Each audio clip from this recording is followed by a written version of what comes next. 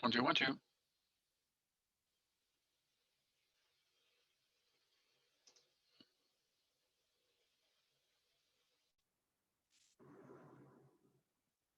One, two, 1, 2.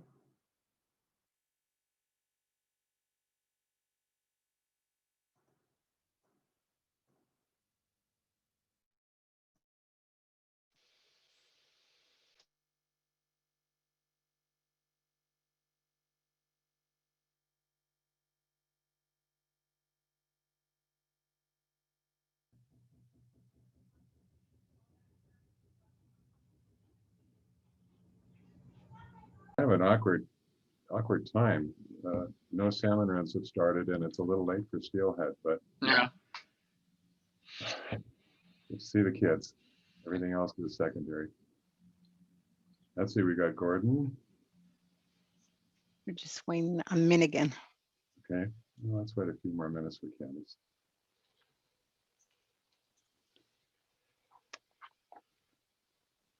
There we are. There we We're go. complete. It is nice to get nice to get yourself and your family and your employees vaccinated. That is a huge relief. Yeah. Okay, let's see. Just confirm, Candace, are you there? Yes, she's there. Okay, I am. Hi, everybody. good evening. There you are. Evening. There you are. Okay, well, I'm going to call the meeting to order at 5:04 p.m. Let's start with the Pledge of Allegiance. Let's imagine that Kelly has her virtual flag. Well, I'll just lead it hand over heart. Repeat with me. I pledge allegiance to the flag of the United States of America and to the republic for which it stands, one nation, under God, indivisible, liberty and justice for all. Thank you. I'm used to muting myself and not hearing people. Can you do a director's roll call for us, please? Yes. Director Kimball, Here. Chair Long, Here. Vice Chair McFadden, Here. Director Minigan, Here. Director Pace. I know Here. he's there. Okay. Director Villaseñor. Here. Perfect. Okay. Okay, very good. We'll go on to item 1C. We have some public here. Are there any, does anybody want to make any comments before we get to the rest of the meeting? I guess we can do it by raising hand or just burst out, and since we don't have a whole lot going on right now. Going once. Okay. Move on to item 1D, approval of the agenda. I entertain a motion to approve the agenda, or I should check with Tony first. Any changes or additions that we need to do tonight, Tony Emmert? Vice Chair McFadden, there might be a consideration of moving the more substantive item ahead. However, I think that we would probably move pretty expeditiously through the administrative items. So it's your choice, but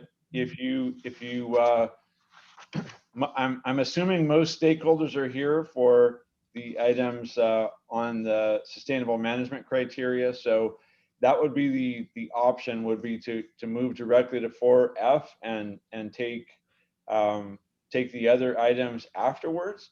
But my estimate is if we want to take the business items first, we probably could be through those in 15 minutes or so if we keep our introductory comments slow. So it's the board's choice on that.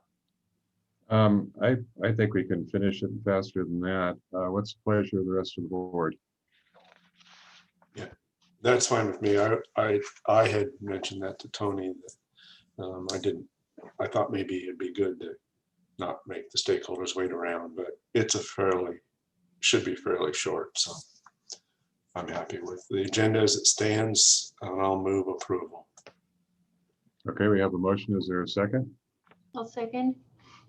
Okay, a motion by Director Kimball, second by Director Minigan. Eva, roll call, please. Okay, Director Kimball, Aye. Chair Long, Yes. Vice Chair McFadden, Aye. Director Minigan, Aye. Director Pace, Yes. Director Villasenor. Aye. Perfect. Okay, with speed as our goal, we'll go on to updates. We'll start with Fillmore Pumpers. Gordon, you have anything new to share with us? And just quickly, we had a board meeting this past Tuesday and discussed the subsidence and surface water depletion SMCs, and I'll leave that to when we get to the substantive part. That's all I have to report. Thank you. Director Pace, Pyro Pumpers. Just mimic what Gordon said. We've had our meeting and we have some responses for tonight's discussion. Thank you. Director Minigan, Environmental Stakeholder Update. I'd just like to restate that Friends of the Santa Clara River is implementing a water talks program on behalf of the County of Ventura's Integrated Regional Water Management Program. And it's to generate and increase community involvement in planning of sustainable water in the county.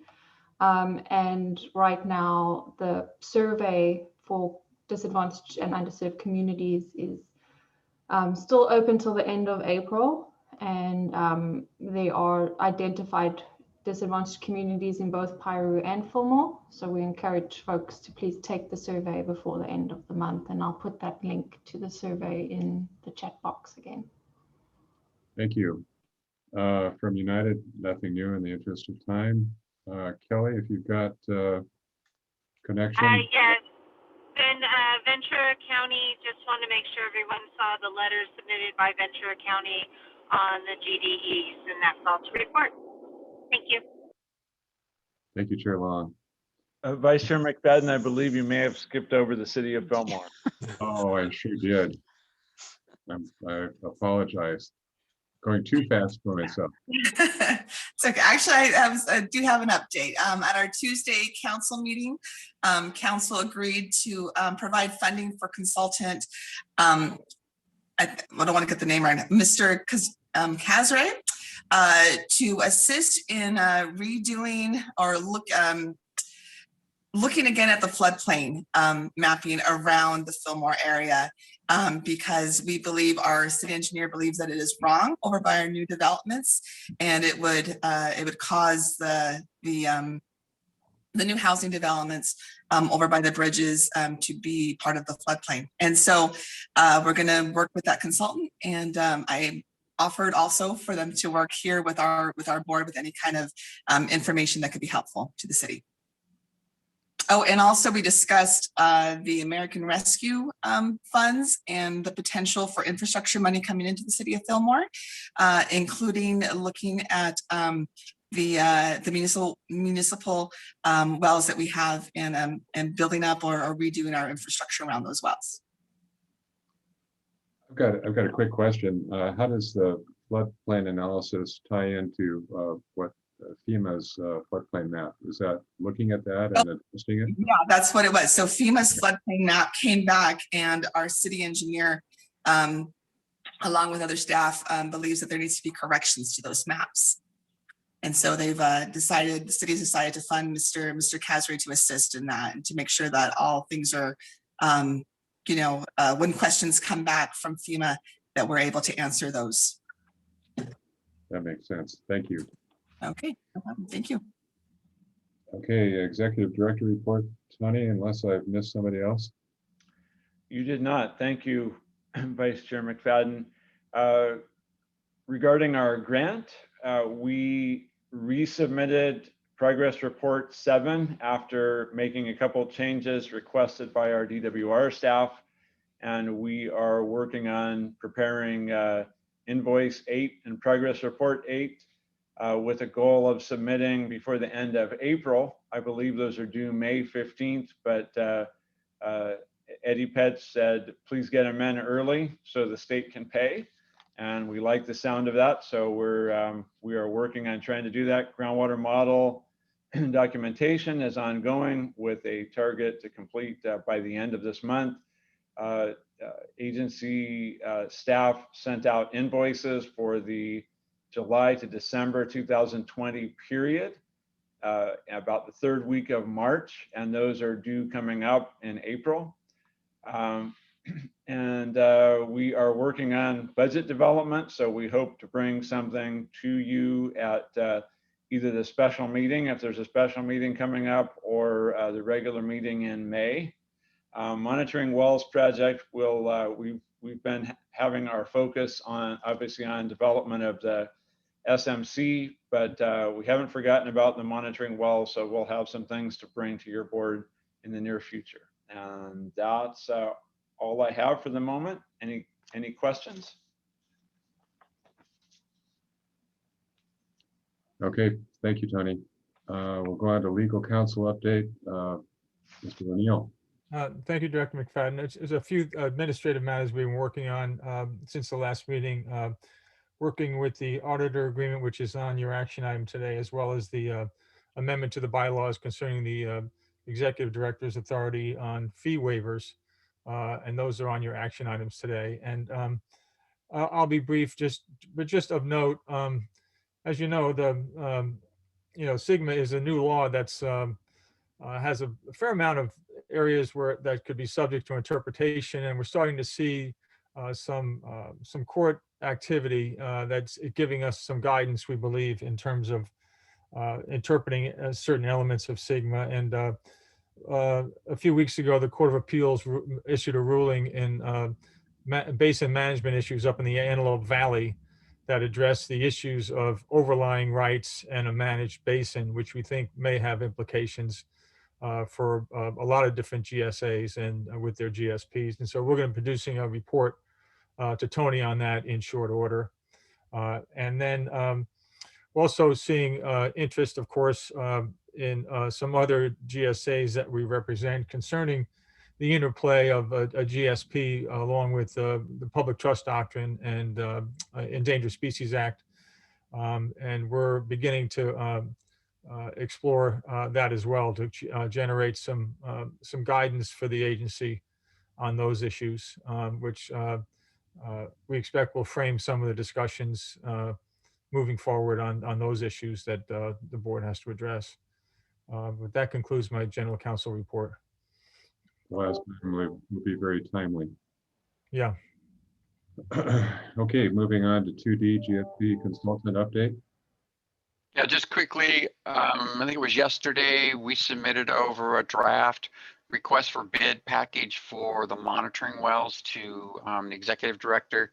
So that includes general provisions, technical specs, bid sheets, well schematics, and a variety of different attachments that go along with those types of documents. And so I would urge agency counsel to weigh into those documents, particularly the general provisions, because what we included there were general insurance requirements that we typically see for well drilling kinds of projects. And so, but they need to be vetted through agency counsel to make sure those are consistent with what the group would like to see there. So that's the biggest issue there for us, unless there are other questions. Okay, you're off the hook for now, Tony. Very good. All right, we'll go on to the consent calendar. We can have a motion to approve the consent calendar as presented, or if anybody wants to pull anything out separately to consider, we can do that. What's the pleasure of the board?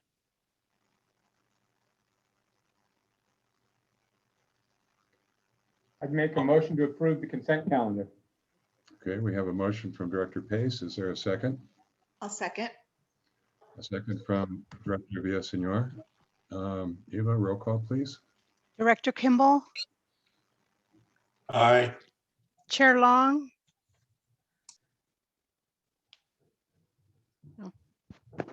Okay, Vice Chair McFadden. Aye. Maybe come back to Chair Long at the end. Yeah, I will. Director Minigan, Aye. Director Pace, Yes.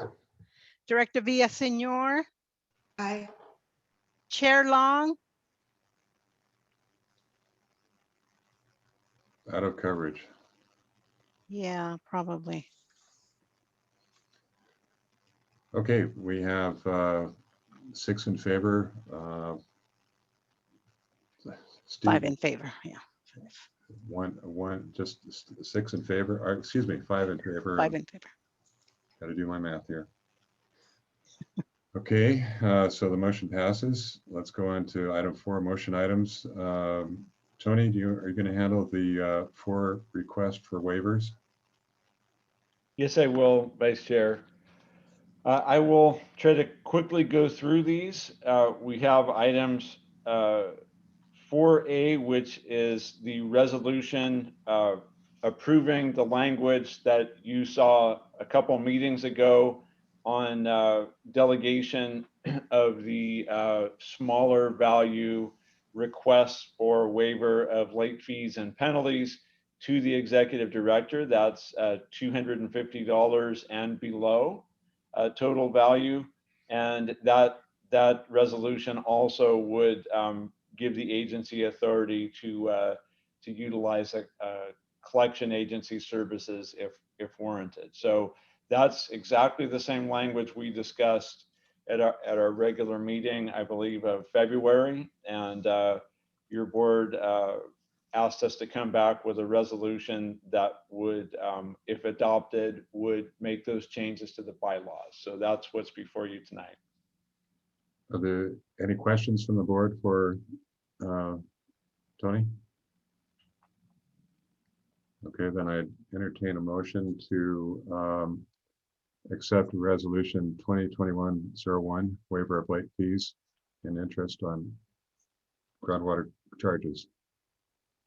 I'll make that motion. I'll Okay. second. Motion from Director Minigan, a second from Director Kimball. Roll call, Eva.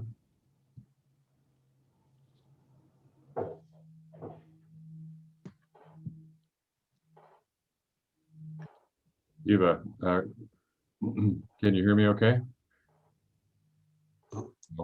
Okay, here we go. Sorry about that.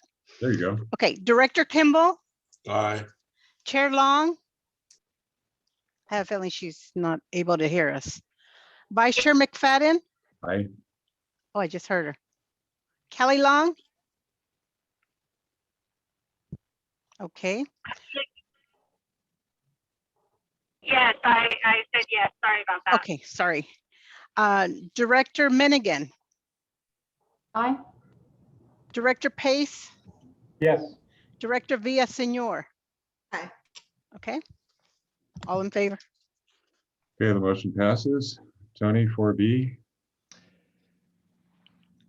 The California Department of Fish and Wildlife, which operates several wells that serve the Fillmore Fish Hatchery facility, has requested the agency waive late fees and interest. They, like many others, have been having some COVID-related and other problems in getting invoices paid in a timely way. They are paid up on the regular portion of this, and the only outstanding at this point are the late fees and interest. They're an important member of the Fillmore and Piru Basin GSA family, and staff's recommendation is to that the board would consider waiving these fees. Okay, is there a motion to that effect? So moved. We have a motion by Director Villaseñor. Is there a second? I'll second that. Second by Director Pace. Roll call, please, Eva. Director Kimball, Aye. Chair Long. Uh-oh, Aye. okay. Vice Chair McFadden, Aye. Aye. Director Minigan, Aye. Director Pace, Yes. Director Villaseñor. Aye. Perfect. Okay, Very good. Motion passes. Item 4C, Tony. The Four Oaks Ranch has requested a waiver of $86.38 late fees.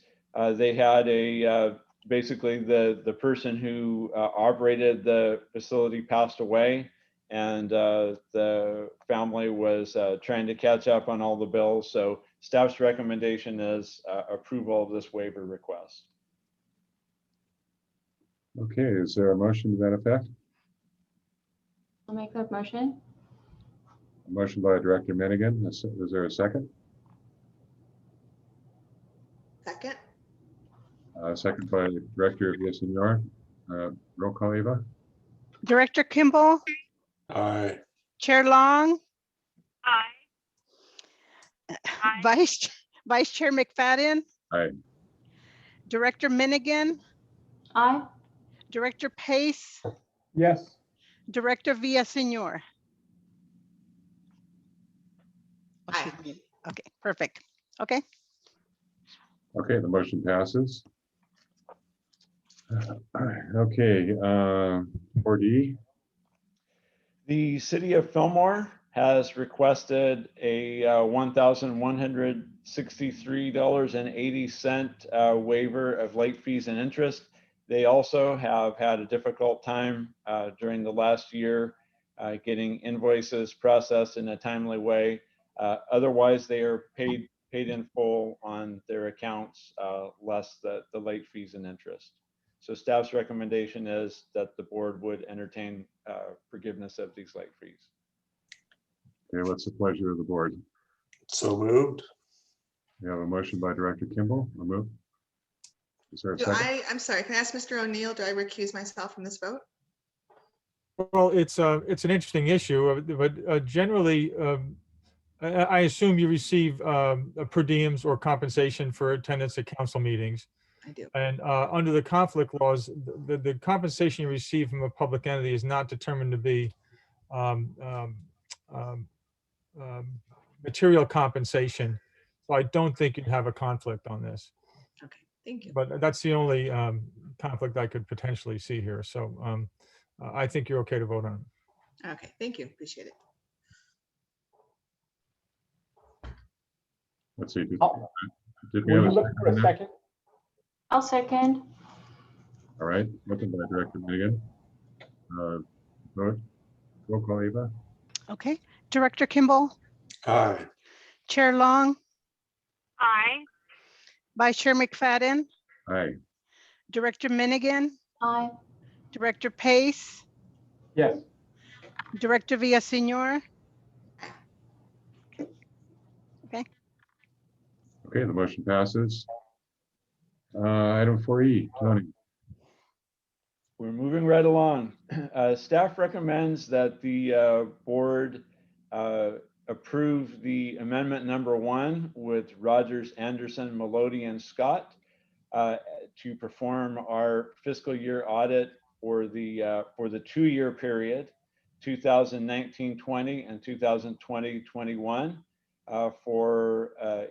It's a time and materials, but not to exceed $9,200. This same firm performed our audit a year and a half ago, and they did an excellent job. So staff recommends board's approval of this item. Okay, we have a complete staff report in our budget, in our packet. Are there any questions for Tony? All right, then I entertain a motion to accept amendment, audit amendment. Let's see, to accept the recommendation. I'll make it clean. I'll make that motion. We have a motion by Director Pace. Is there a second? I'll second. Second by Director Minigan. Roll call, please, Eva. Director Kimball, Aye. Chair Long, Aye. Vice Chair McFadden, Aye. Director Aye. Minigan, Aye. Director Pace, Yes. Director Villasenor. Aye. Okay, the motion passes. All right, onward to the meaty part of the meeting. Going to 4F. Tony Morgan is, I guess you're up. Ready to go. Let's share a screen right here.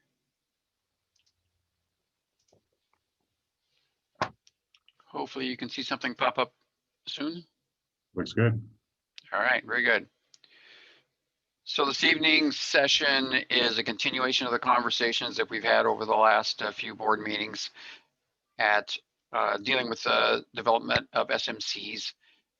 Important progress was made at the previous board meeting here, where the directors expressed a consensus for 4 of the 6 sustainability indicators. So tonight we're going to focus on those 2 remaining ones. So you'll recognize several of the slides from previous presentations. I'm not going to go through everything on all of these, but we do have some interesting information that I'd like to present to sort of provide context for our conversation. So here's the matrix, just to refresh everybody's memory. The 4 sustainable management criteria were given director's consensus last time, so we still have surface water depletion and land subsidence to talk about. So I'm not going to say much, if anything, about land subsidence this evening. That was primarily a conversation between, I think, the directors, stakeholders, and their consultant about what they would like to see in the way of the MT for this. And so we'll look forward to their input here down the road this evening on that. But we do have some things to go over with surface water depletion, which is a very important conversation for us to go. So let's go through some quick slides to set the stage for this evening. So we're talking about surface water depletion due to groundwater extractions and focusing primarily on the rising groundwater at the basin boundaries. That's the area where the rubber meets the road on this particular issue. So we're looking at impacts on the changes in the rising groundwater qualities or quantities or the rates on beneficial uses and users. So in this particular area, there are no known surface water diversions that are used for domestic or municipal or irrigation supplies. There are no recreational uses showing there. So we're eliminating a lot of the beneficial uses of that water. There are GDEs which exist in the area, as we've gone through several times. So it's a little awkward situation. If there are no beneficial uses or users of that water, excluding the GDEs, it's a little difficult to establish an MT to avoid significant and unreasonable impacts on something that doesn't exist.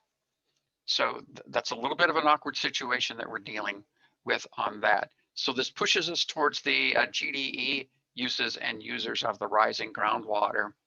And so the following presentation sort of looks at the general relative sensitivities of various eco elements to that rising groundwater availability. And so this is a hydrogeologist perception that the most sensitive to that are fish, followed by amphibians, birds, and vegetation. And so we'll go through this in a little more detail here. So general impacts of surface water depletion on the GDEs. Tony, just before you move on to the next slide, under FERC licensing, whitewater rafting as a recreational use is something that has to be considered on Pirate Creek and the Santa Clara River. And I'm just wondering, when you say there's no recreational impact, I know it's a stretch. I'm just saying, like, that is something that has to be considered through FERC licensing at Santa Felicia Dam. And how are we considering that recreational use? Yeah, and I think that is intended mostly for the periods during which there are releases from Santa Felicia Dam, and that's when the whitewater rafting requirements for notification and are in play. And I'm probably overstepping my bounds here a little bit, so if there's someone from United that wishes to jump in and clarify that, but that would be my my thoughts on that.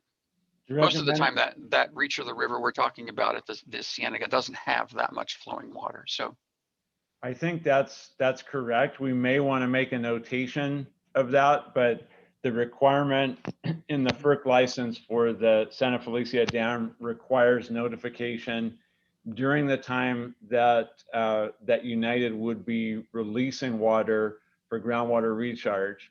And so that is a pretty set time. And besides that, you know, people are able to do recreational use below the dam, but there's usually not enough water in the 7 to 20 CFS for somebody to make it through. So I think that's the very distinct period of a release, and it wouldn't tie very well to the groundwater use that we're dealing with. But we may want to make a notation in the plan. And then I've got some just notes to here on that. add, Thank you. yeah, and then just to add, thank you, Tony, for that. To add on to that, they purchased this property around the hatchery, and the idea is that the hatchery and is going to be an access point for recreation on the Santa Clara River. And that's really more like nature-based recreation, like hiking and birding. And so this kind of ties to, it might impact the GDE, it might impact the nature-based recreational opportunities, and how are we factoring that in? Candace, quick Okay, question for thank you. You're saying, excuse me, Tony, but you're saying that that area will be used as an access point, or are you saying for the property itself? Or So the entire coastal, the entire Santa Clara River that I'm aware of is all private property.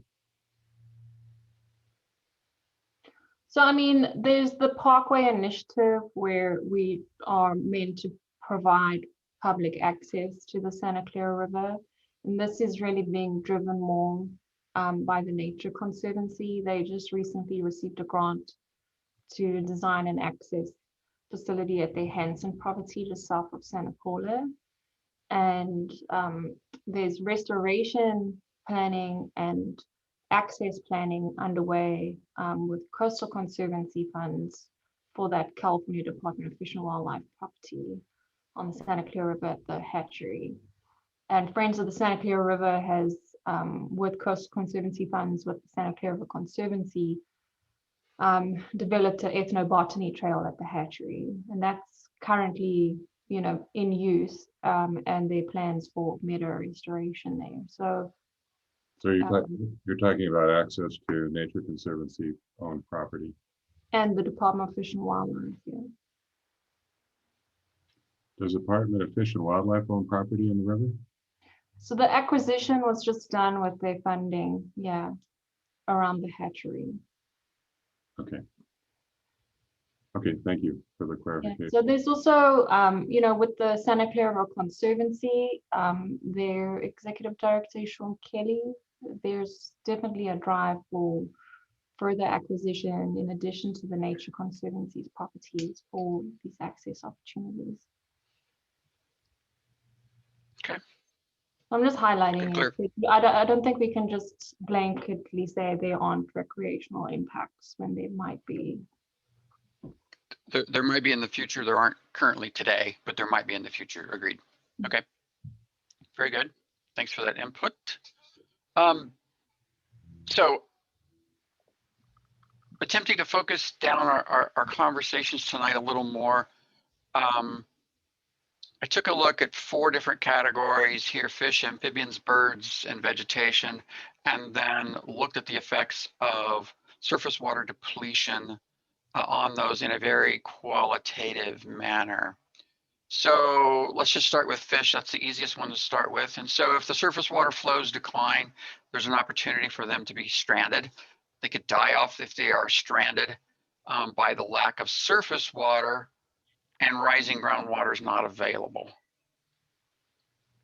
Okay, that makes sense.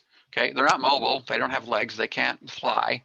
So they're not going to pick up and move and go to another location. So they're pretty much stuck there where they are stranded.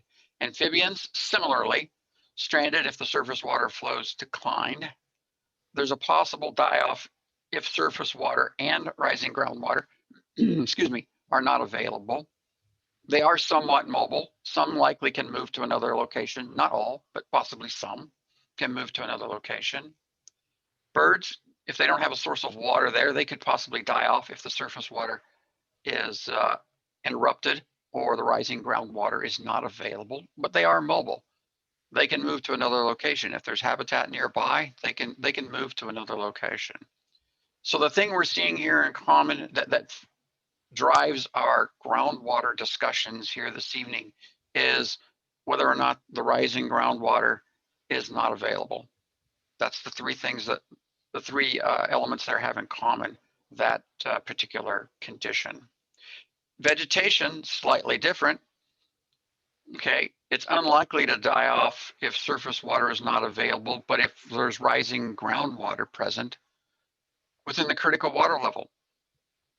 Okay, die-off's possible if the shallow water is not available within the critical water level depth.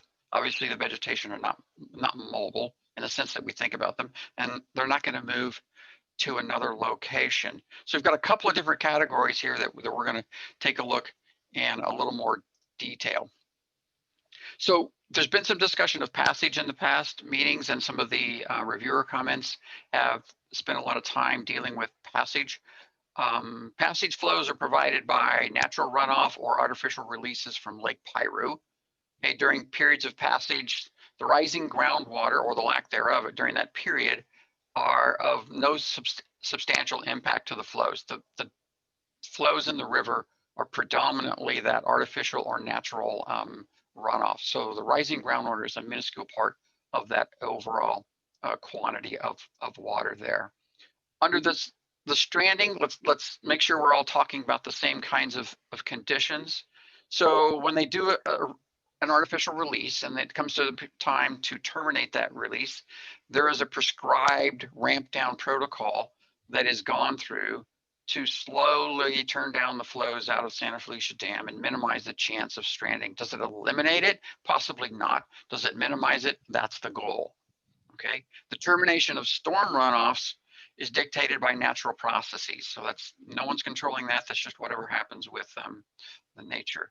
So the isolation of these GDE elements at the Cienega or the fish hatchery area that we're focusing on this evening is a normal process. There's a normal condition. They're losing stream reaches both upstream and downstream of that quite commonly. In fact, that's the common condition, is to have losing reaches on either side of it. We do know that groundwater pumping during the non-drought periods does not eliminate rising groundwater, but we also do know that during drought periods, it does impact the rising groundwater amounts. So the real question is how extensive is that impact? And we've seen this graph before. Okay, so the sort of brownish colored line here, this is at the fish hatchery area, the Cienega area in general. I'm showing with no pumping. Remember, that's where we turned off the wells within approximately a mile of the Santa Clara River to see what the groundwater model would do with the predicted water levels there. And the gray is the curve that shows with groundwater pumping. And so what we see is for the most of the years during the normal or wet periods, there's no elimination of rising groundwater. There's reductions of it certainly along the way, but there's no elimination of that rising groundwater there. Now, during drought periods, here, okay, here, when we just went through or are currently in, depending on one's perspective, with the lack of the amount of rain that we've gotten recently. And then these longer periods that are a part of the forward forecasting that we've done for the future simulations and out here in the future as well. So we see during those periods, these drought periods, that's the focus of when we see the rising groundwater depletion being most impacted by the pumping that occurs. And so we see the majority of these months where there's zero rising water is during this sort of 2-decade long drought period right here. And so this isn't something that we forecast is going to happen. It could happen. We put a pretty severe drought sequence in the forward simulation so that we could see how the basins would respond during that kind of a strenuous period. Okay. So looking at the differences in another way, again, a graph we've seen, refreshing everyone's memory. The gray here represents the historical period. The brown is the future with climate change. And so we're looking at the change in rising groundwater due to pumping. Okay, so what's the difference with and without pumping? So that point right there says there was a 10 CFS change in the rising groundwater quantities due to pumping. And so we can see overall, there's not a whole lot of difference if you kind of draw a line here at 3 or maybe 2.5 CFS and go up to 10. Pretty much most of the monthly events fall within that bracketed range there. The averages are not very far apart. Hey, remember the future also has the impact of climate change superimposed on that as well. So future is expected to have a little bit more depletion, but we're talking about just a little bit over a CFS of change. If we look at correlative climate periods, so we picked the exact same historical period, and remember we replicated that into the future, and we look at that exact same period in the future, but with climate change added to that future scenario, then we see there's a little bit of a change, but not really very much. Not very much change in the amount of rising groundwater here. So what are we learning? We're talking about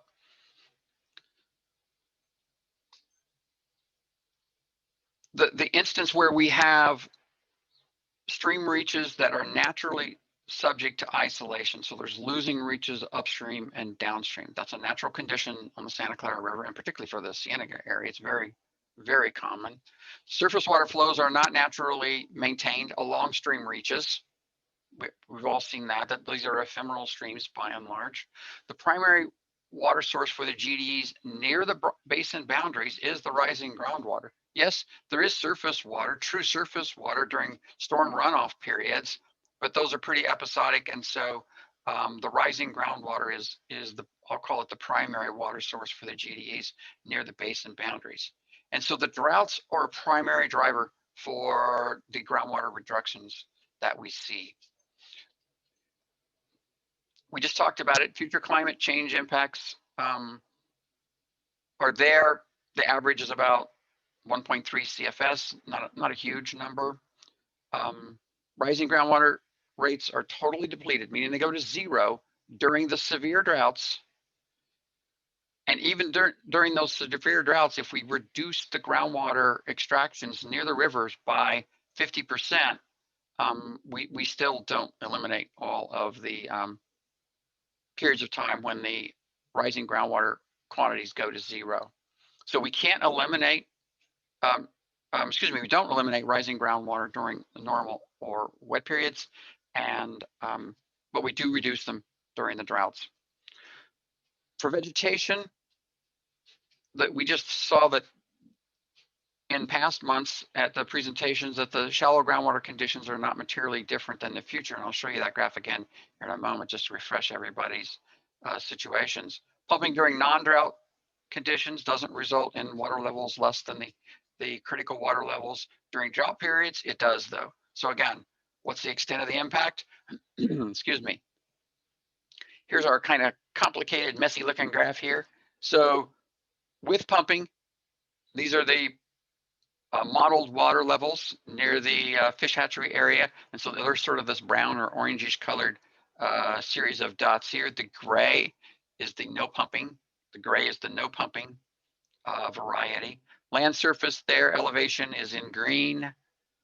The brown is the 2011 low water level, and the blue is 10 feet below that. So we're using Kibler's idea of a 10-foot difference between the 2011 and a 10-foot decline in that, representing the critical water level. So what we're looking at here is periods of time when there's a drought, in here, these little guys here, here, and here, when water levels with pumping drop below the critical water level. In some cases, they do that also without pumping. They do that without pumping also. And so our question here is how can we deal with this if we don't have a clear situation where we can just shut off a few wells, make the Cienega area whole? we're in a situation where climate change and the groundwater pumping are working together. So I tried to put together a decision flow chart here to help us walk our way through some of this, because it's complicated at times. And so we start over here in the upper left and we look at that decision box there. It says, is climate change a factor in rising groundwater rate declines? And the answer is yes, but this causal factor is not under control of the GSA. You can't do anything about climate change. It is what it is. So that's pretty much a dead end box. And here we go. So are groundwater extractions a factor in the declines on those rates? And the answer is yes. Okay. If we do reductions in the groundwater rates, can we keep those rising groundwater rates greater than zero? Can we not totally deplete them if we reduce the groundwater? If the answer were yes, then we would come down to here and say, do those groundwater restrictions cause impacts to other beneficial uses and users? And if the answer is yes to that, you got to decide, are those impacts significant and unreasonable? If they aren't, go over here and set your MTs based on those reduced groundwater conditions. But if they are, then you're coming back around here to say, are there other projects or management actions that we could take to mitigate that situation? And if the answer is yes, are those projects and actions implementable? Can we actually do them? Okay. And if the answer is yes, we develop a plan. So what might this management actions concept look like? So I did it, for instance, an example. And I said, let's assume that the GSA uses some of its grant money for the new monitoring wells to construct some additional shallow water wells, monitoring wells near the Cienega/Fish Hatchery area. Use those grant funds for a portion of that. The agency also creates and funds a supplemental water fund. Okay. And the agency works to establish relationships with other agencies, other water supplies, be that water banks, be it establishing exchange agreements, looking for Article 21 water. Maybe there's an opportunity for some interbasin transfers and those kinds of things. So now, if we've got these in place, we have the ability with our monitoring program here to determine, are the groundwater levels there below the critical level for more than 12 consecutive months? You can pick whatever number of months you wanted. I picked 12 for illustration purposes this evening. If the answer is no, continue monitoring. If the answer is yes, activate the GDE trigger, which will then instruct the GSA to use its supplemental water funds to purchase water from third-party sources and then get that water delivered to those basins. Okay, so how frequently would the GDE trigger get activated under this scenario? Well, we obviously don't know that for sure. We're looking at the future. But if we take what the groundwater model is telling us for the future and we look at the pumping water levels here in this graph, we see we go 1 year beyond this drought, this one, etc. We see that there are half a dozen times over 100+ year period of time when that GDE trigger might be activated. So if we just enlarge that so it's a little bit easier for everyone to see. Okay, so water levels fall through there. They look like they're going to continue to fall for a 12-month period. We activate the trigger and look to provide supplemental water to the basins to at least partially mitigate this. So one of the ideas we were looking at is, so what's the frequency between these events? Well, it's not consistent. You can't say it occurs every 11 years. So there's 24, 11, 27, 14, 24 years between these triggering events. Okay, using this premise here. So if we think we're going to have a supplemental water fund, then, well, how much water do we need? Or how much money can we accrue, I guess is the first question. And so if we had a $10 supplemental water fund pump charge as an example, and we do on an average about 55,000 acre feet of pumping between the two basins. I mean, it goes up and down, but it's not worth the effort to do the changes on a year-by-year basis. We're looking about $550,000 a year accrual in the supplemental water fund account. And you could do the same thing at $15 just to show the math. It's a pretty simple spreadsheet. So then I said, well, what if we needed to accrue money, but we got to do it over the intervals here? So if we had an 11-year interval, as we saw on the previous chart, we get about $6 million that way, about $7 million with a slightly higher pump charge. So you can see the amount of money you get here. And if you say, well, gee, we would like to have $10 million in that account, just to pick a number for conversation purposes, you can come here to $10 million and say we're charging $10 for pump charge. We need about 18 years to accrue that amount of money.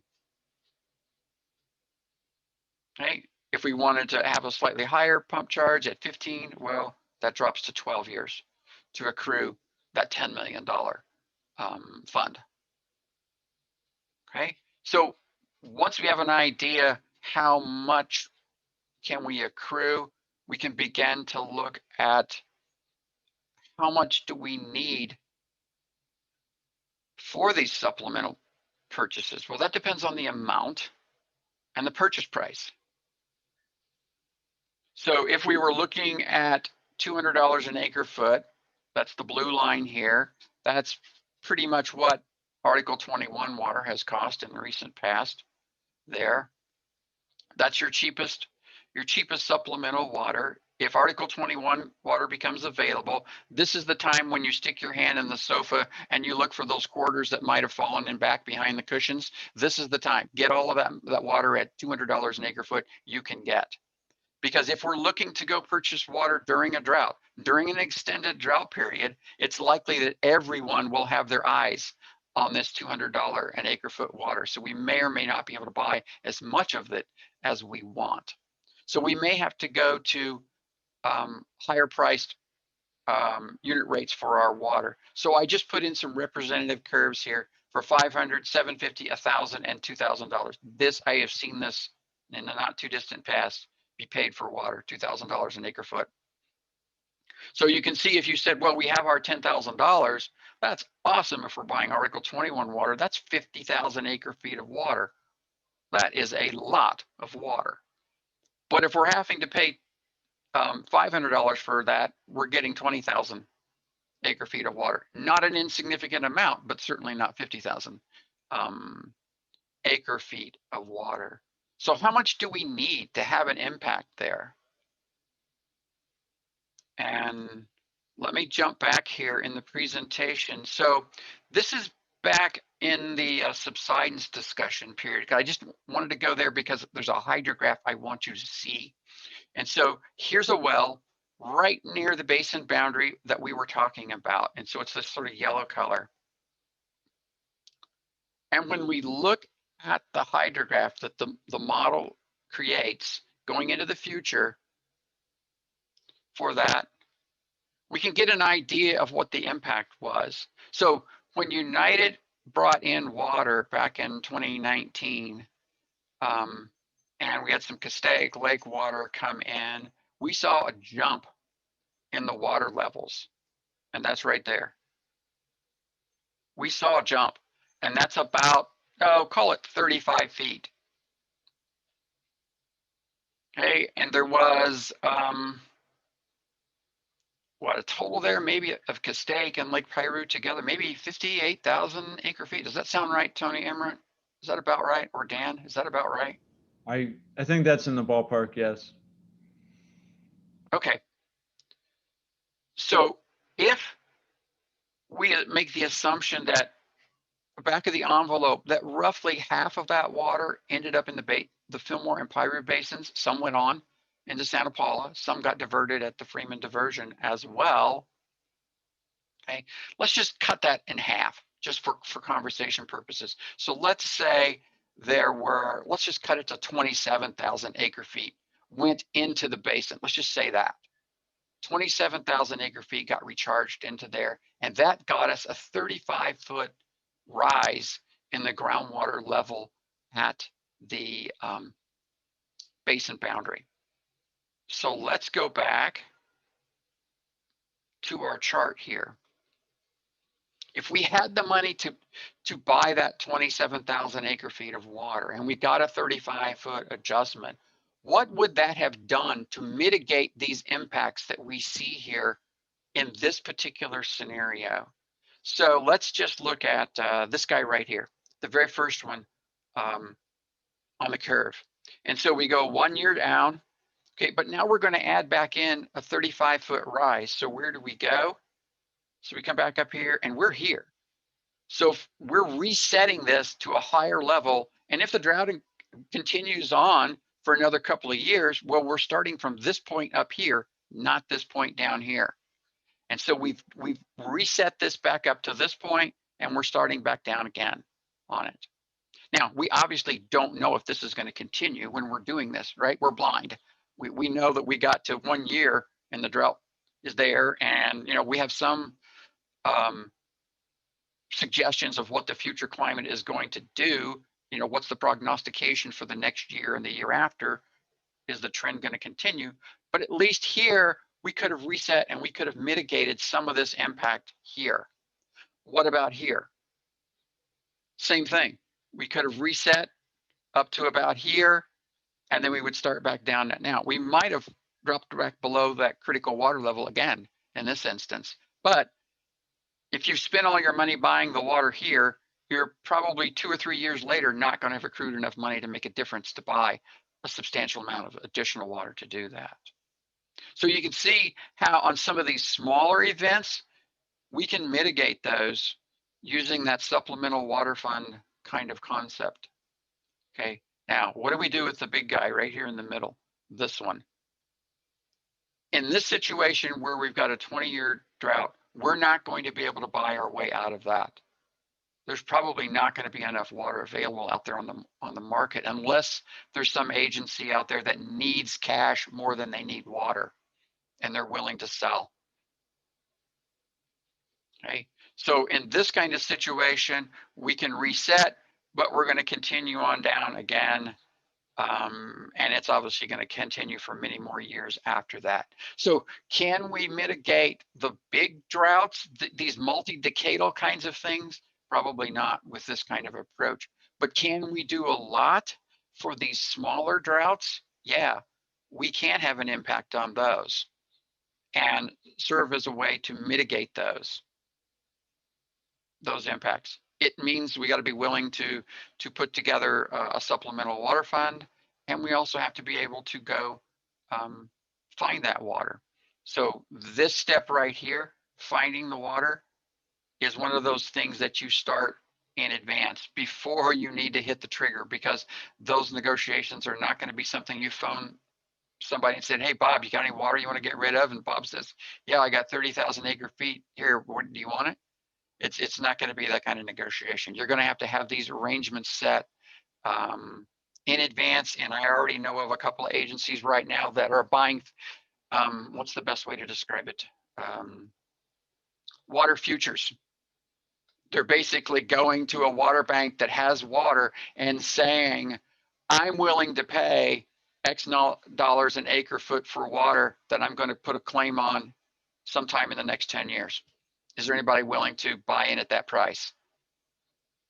And they're putting, it's basically a futures kind of concept on it. So this triggers concept is a way that I'm offering out there as a conversation point to say we can do some things for the GDEs if that supplemental water fund idea makes sense to everybody. You don't have to buy 27,000 acre feet of water. You can buy lesser amounts than that.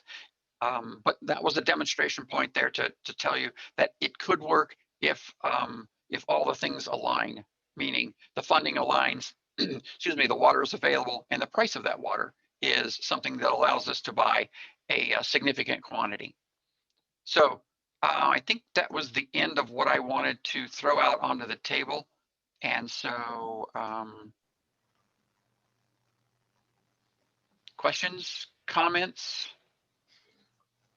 Tony, I think what we want to do is probably have questions, comments from board members. I want to open it up to stakeholders, anybody who's on the Thank you. call also. Maybe we could start with board members, and Lisa, if you can maybe monitor hands and manage the stakeholder questions when we get to that. Would that work out okay? Sure. Okay. Tony, I've got a couple of questions to start with, Tony. Talked about bringing in outside water. I think some sort of supplemental fee is a great idea. What about rearranging the water in the basin during critical times? Meaning, we've talked about the idea of maybe pumping water into critical areas. We talked about that at, gosh, it's probably 3 or 4 meetings ago about the need to have multiple wells that you would then access that are near the river. If this is the same concept you're talking about, Director. Yes. And when the river begins to dry up, it begins to shrink, then we add water from a series of wells to it, presumably out of a deeper aquifer, so we're not just recirculating in the shallow aquifer. And we add water back to that. The question I have is that these near surface sediments are pretty porous, and so they have a very high percolation rate in these basins. And so whatever water we put into the stream there may or may not stay at the surface or near the surface for very long in a drought. So it may be that you have multiple wells there discharging water. And so I think I did a calculation here a little while back on it could be a significant amount of money to implement that kind of program. And until we do it and try and see how far downriver, so if we drop water in here, how far downriver does it extend before it percolates and is gone? Well, it might only That's need certainly a possible spot-specific program, but I think that would be a, to use our favorite words these days, adaptive management type program. Well, there might be limited areas that where that could be a benefit.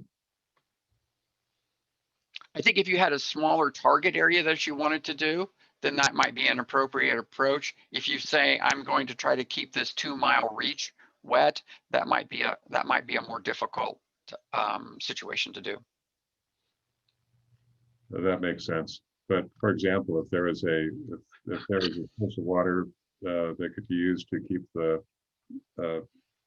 Sienna area wet during critical times, that might be an interesting solution. Like a very large well which feeds the fish hatchery now. Yeah, I don't know what the situation with that well will be. Yeah, just wild ideas, just throwing stuff out there. That's what we're doing right now.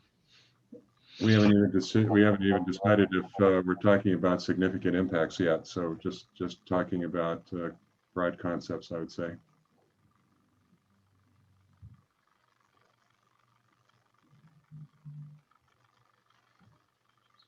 Okay, any other input from board members?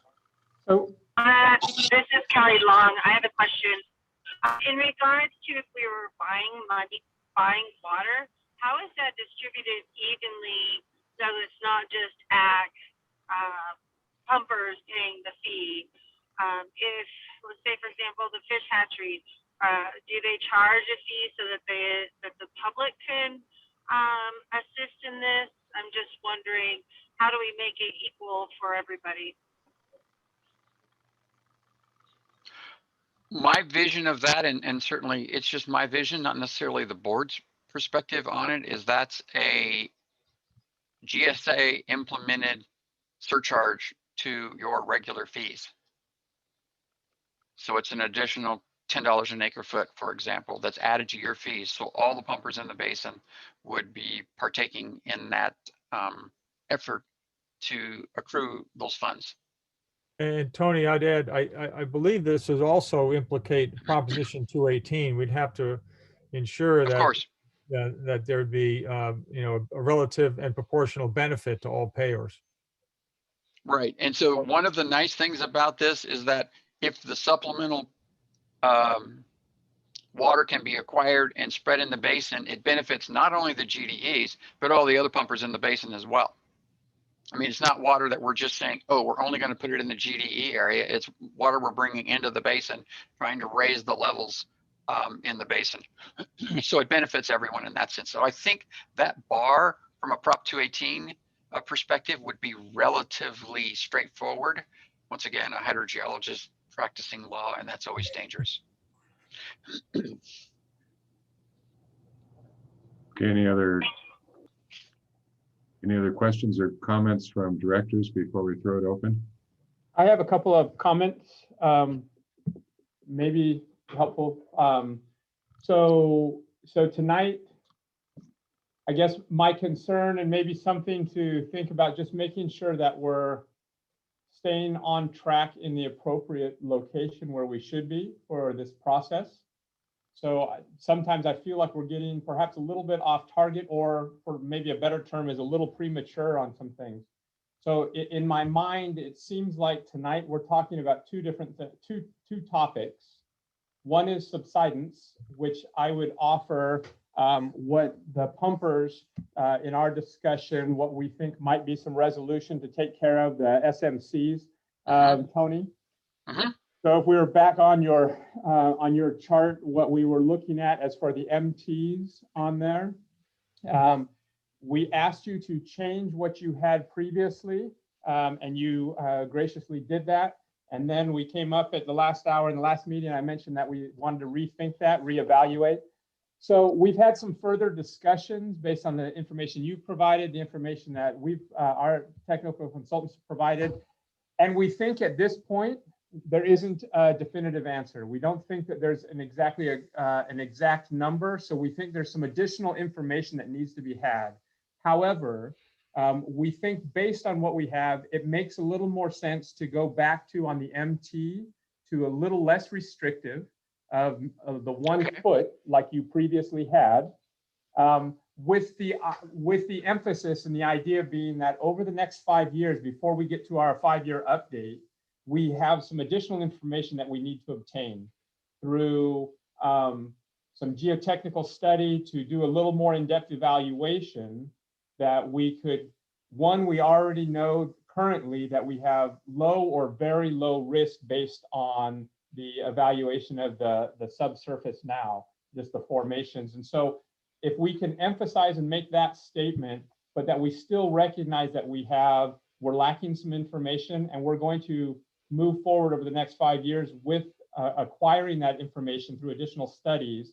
And then if need be, based on those studies, we can work into things like possible monitoring programs, things of that nature, like that GPS that was mentioned. But it's a little premature to say we're going to do those things, but we think we could narrate that in a plan that says, this is why we're picking the 1 foot now, because we were low to a very low risk, but we feel that we still need to get some additional data. So we think something like that would make sense. Make sense moving forward with the subsidence, if people are in agreement with that. Could I ask for a little clarification on it? I can try to do that. You said, okay, on the 1 foot, you're talking about 1 foot per year, or 1 foot over 5 years? 1 foot per year, and 1 foot over 5 years. So we were just thinking of starting with that 1 foot per year, not the 5-year cumulative, which is the 1 foot over. If we get into a foot of subsidence, we probably need to be considering something. We don't think that we're going to get there ever. So. I guess maybe a Okay, so fair 1 foot statement is- per year. I guess the question is, should that just be a 1 foot total? I mean, if it happens in a year, if it happens in 6 months, if we get a foot of subsidence, we probably need to be looking at some consideration. Right, so I was looking for, if we could go down a half a foot a year for 10 years and still not hit your 1 foot per year value. So I was saying, do you want a 1 foot over 5 years, whichever one occurs first, 1 foot per year or a 1 foot cumulative over a 5-year period? That way, if you had a 1 foot, a gradual decline, and you got to 1 foot of decline, but it took you 3 or 4 or 5 years to get there, that would still put you in that category. Your call. Yeah, I think that the 1 foot over the year or in the 5 years, however we get to that 1 foot of decline, we don't want to say every year we go down a foot and then 10 years from now we're 10 feet lower than we were. And again, this is a starting point that we will reevaluate within our first 5-year update. So that was. And that buys you time to make the decision whether. I'm sorry, go ahead. Yeah, so we think that just kind of is something reasonable and gives us a starting place to get through this first 5 years and then adjust as needed. We think that's a way to start. And maybe if I could help too on the study, use that 5 years to identify sensitive infrastructure or do a survey so we understand what infrastructure could be impacted and how it could be impacted. Then we can have, with that information, we can have a better idea of what the limit should be, because we'd have an idea of what infrastructure would be impacted and by how much and in what way, because it's likely that it's probably differential settlement that will impact infrastructure like the sewer systems and maybe long span bridges. All of the many long span bridges in the basins. A question for Glenn and Gordon: is that part of that period of analysis and gathering information? Will that also determine if there is subsidence, the cause of subsidence or change in elevation? Since there can be more than one cause for changes. So I think what we are recognizing, because there could be plate tectonics, there's inelastic and elastic, there's different things. We think right now we don't have enough information to make those decisions and determinations, that for right now, since it's unlikely that we're going to see, that we continue monitoring with the satellite data to see if there is anything going on. We think that still makes sense right now. But as we do a study, we can identify those type of things, different types of subsidence that we might be experiencing, and we can weed through that technical study to see how we should proceed moving forward. And if we have to do some monitoring programs to weed those things out. And like Gordon said, seeing what the critical infrastructure is and then accordingly adjust. If it settles in our farm field, we probably don't care, right? And so those are the type of things we need to know. And we just aren't going to have that answer until we get more detailed studies going.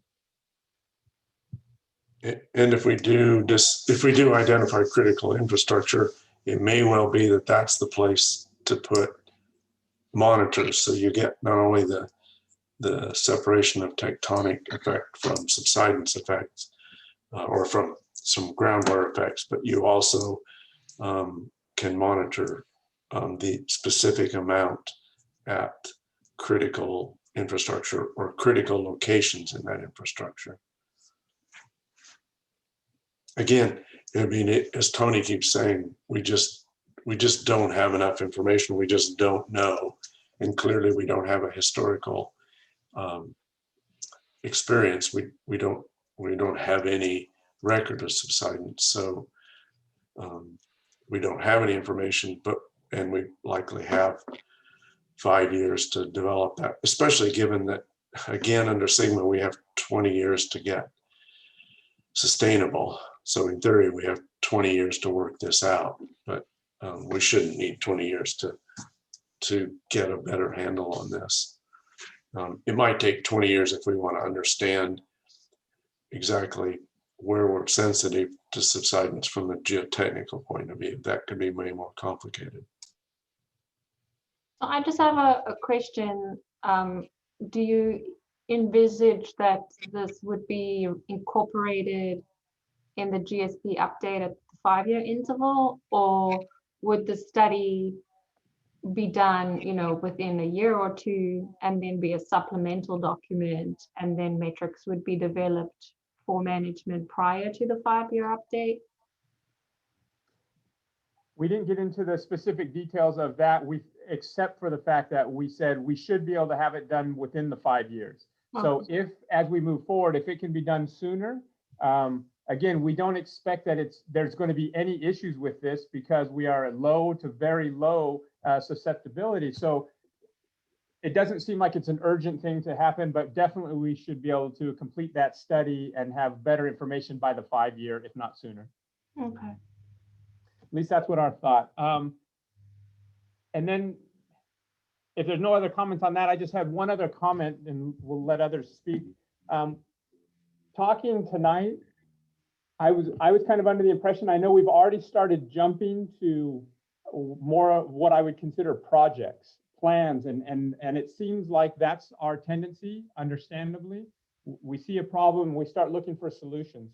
And I think we have to have those in mind. However, it feels a little premature in the sense, it felt like tonight, and so we can even get to the level of this surface water depletion and setting MTs and MOs, it feels like we need to address the technical memo and the responses that have come for the GDEs.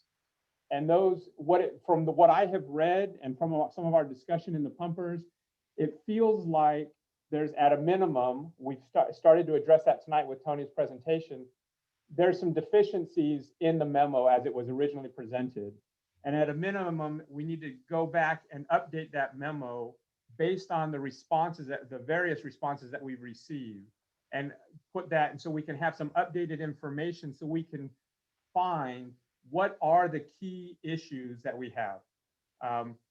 If fish, the aquatic species were left out to some degree and we mainly focus on the plants, then that should be corrected and added. And that's just one example. So I think there's a bit of work to happen there. It's probably already begun, but it seems like that needs to happen so that we can move forward and identify what exactly are the species, the plant, whatever the beneficial users of this surface water that is being affected by groundwater elevations. And based on that, with that information, let's start making decisions. And from what I read, we're not going to have the answers right now. We're still going to be short on information from lacking, whether it's those monitoring wells or whatever. There's information that's going to happen over this next 5 years, similar to what we're doing with land subsidence that we're just not going to know right away. But at a minimum, we can improve what we have so we can make some better decisions. So it felt like to me at least that we need to address that so that we can move forward before we start making plans of purchasing water or not, because I don't know if we have enough information to know the outcomes of each of those things yet. So I just wanted to make that point, and then others can share their ideas too. And Glenn, I've had some subsequent conversations since we met, because Director Villaseñor had asked, are there studies that could be done and certain criteria that could be developed, like a combination approach? And I'd originally said, I don't think so, like we have to set them now. But the reality is, there are data gaps, and similarly to, as you state, with subsidence, there are some areas that we just don't have the answers to inform those sustainable management criteria. And So I think it's a similar process of, okay, well, if we need shallow groundwater wells and we need to identify what the interaction is, we need to put that monitoring in place to inform those SMCs for either a supplemental document or for the 5-year update, in in a similar process that we'd be taking with the land subsidence. Yeah, it seems like if we can find a way, path forward to that, that makes a lot of sense. The one thing I didn't mention too is we also, and this I would ask because I'm not sure, I know I'm not completely qualified to do this. We're looking for, Tony, perhaps you and your group, maybe legal counsel, to help guide us and make sure that we stay in our lane, if you will, that we stay in what are the requirements of Sigma, and that we're making sure that we're completing those requirements and that we're also not going astray. You know, we're not getting outside of the areas that are out of bounds for us that we have no control of. So we want to make sure we do enough to meet the requirements, that we're not lacking and we're doing our due diligence on this. And at the same time, that we're not straying into somebody else's requirements and territory, because one, we just can't afford it. And it's not, frankly, not our responsibility. We can't take that. So that would just be something that we're hoping that, I would hope that we can continue to keep that guidance and say, this is what where you can and your flexibility and what you're required to do and where you're frankly out of bounds. So one comment example of that was, as far as I understand, some of the comment letters talked about surface diversions. And although they do have an impact and that may be some information that informs things, as far as I know, as a groundwater sustainability agency, we have no say on surface diversions. We have no input, we have no control. So although we need to know what's going on out there, we can't guide, direct, or have an impact there. It's just informs what we're doing about the groundwater, is the way I understand it. So I'm just hoping that you can keep me and all of us on that, making sure we're staying focused there. I think with regards to the surface water diversions, it's kind of similar to the water quality, and where we work with the State Water Resources Control Board or the Regional Control Board on making sure that they implement their regulations. But so Stephen O'Neill, do we have a timeline with regards to the legal memo that you will be writing up on public trust doctrine and ESA and what you're seeing in other basins? Yeah, I hope to get that out probably within the next 2 weeks and certainly in advance of our next meeting. It's a bit challenging in that, Sigma tells us to consider a variety of different uses and users. It doesn't really define what consider means. And so we're sorting through that now to, for example, I think relevant to Director Pace's comment that we have to consider the interests of surface water users if there's a hydraulic connection between surface and groundwater bodies. In my view, that's certainly that's taking place through this process, that consideration. And I'm sorry, I'm going on, but there's some issues to tackle here, Director Manigan, and we hope to have something out in the next few weeks. We've done some preliminary work on it already, but we want to expand the analysis. Okay, thank you. And then I'd like to call on our DWR representative, Eddie Peck. I know DWR has done a lot of guidance documents, and I was just wondering what the status is for guidance document with regards to groundwater dependent ecosystems coming from Department of Water Resources. Is Eddie able to unmute himself? I unmuted myself. Can you guys hear me? Yeah. Yes. Oh, there you go. Yeah, from what I've heard in terms of the guidance documents right now, I think we've kind of moved away from them. All the activity that we've kind of been working, that we kind of focused on before, I guess, this round of GSPs. were focused on guidance documents. I haven't heard of any new ones coming or any updates coming soon. Well, I should say in time for this round submittal. So I guess in that sense, I wouldn't, I guess, put my efforts on waiting for one, given that, you know, we're within 8 months before it's due. So yeah, I think that's pretty much all I can say on that. Okay. So we shouldn't expect anything from DWR in that regard. Yeah, I wouldn't, especially you guys are pretty far along here. By now, I think you've probably moved past what any guidance document we have will be able to provide you. Okay. Thanks, moving Eddie. forward. No problem. Okay, Tony, just a quick comment before, and first of all, the other directors' comments or questions before I make a comment, then I'll turn it open. I'll open it up to everyone who's present. Yes, and I would like to.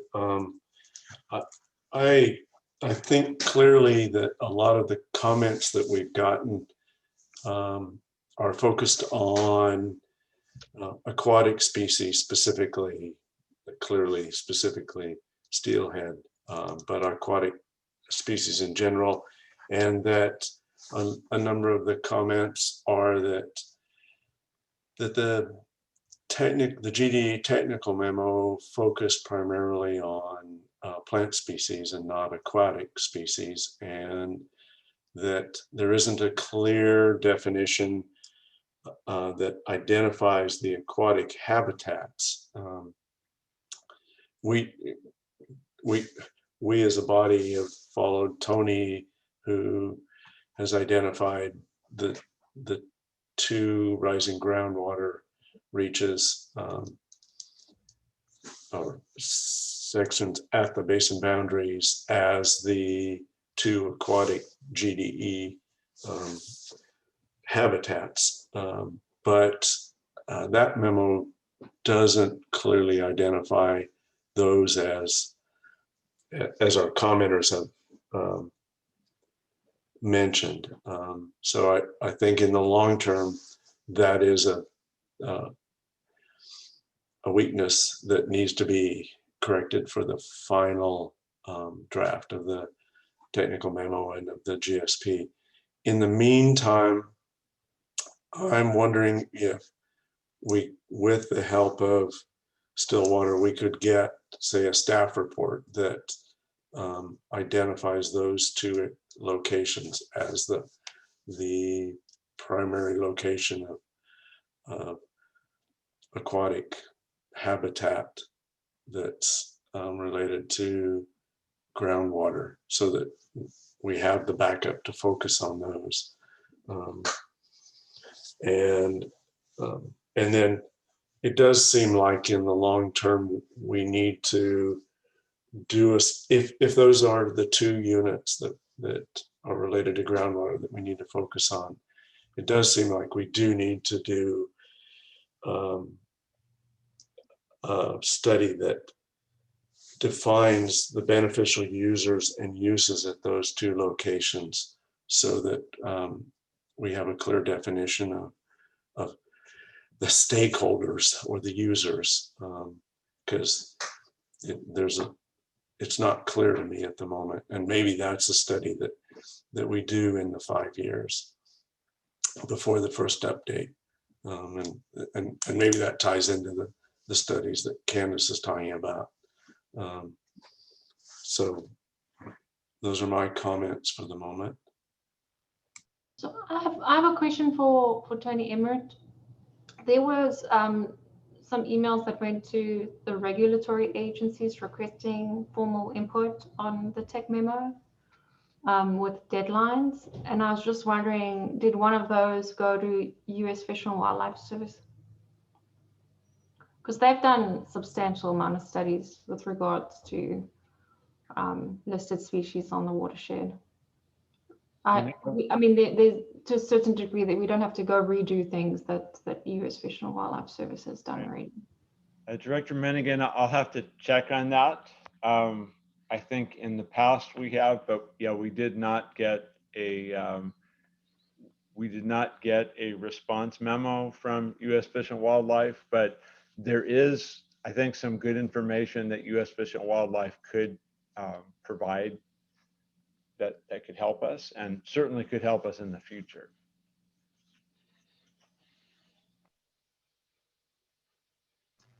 Okay, let's see, just before I open it up to everyone, concern I have is we've been going around, we've been looking at these SMCs, particularly the two we've been discussing tonight for some time.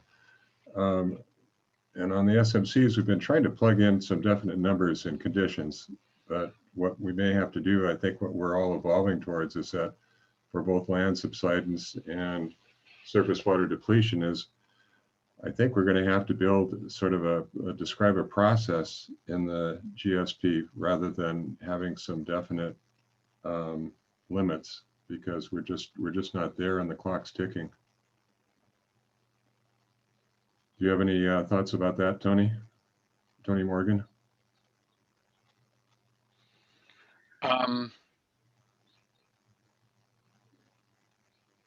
Just trying to figure out a way for I us. think you will. I think you will put a lightning rod on your GSPs by not having something in there as a placeholder.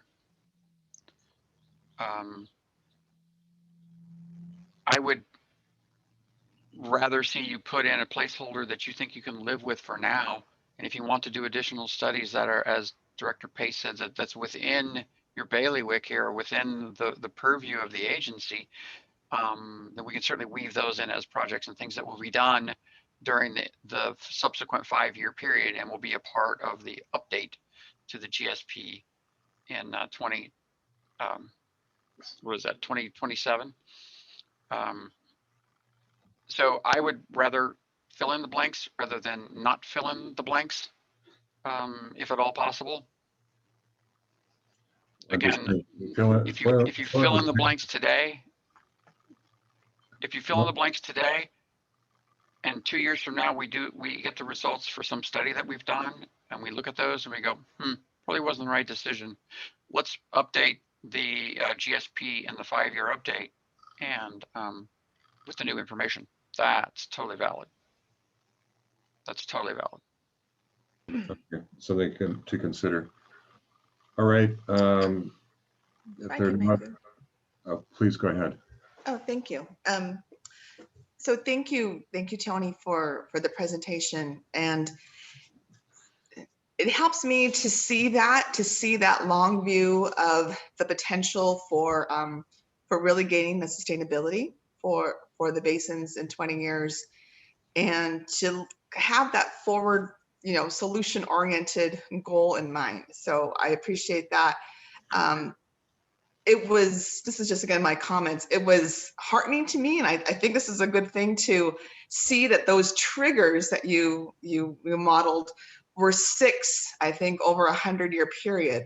And again, this isn't my expertise, but it was better, I think, than seeing a lot more.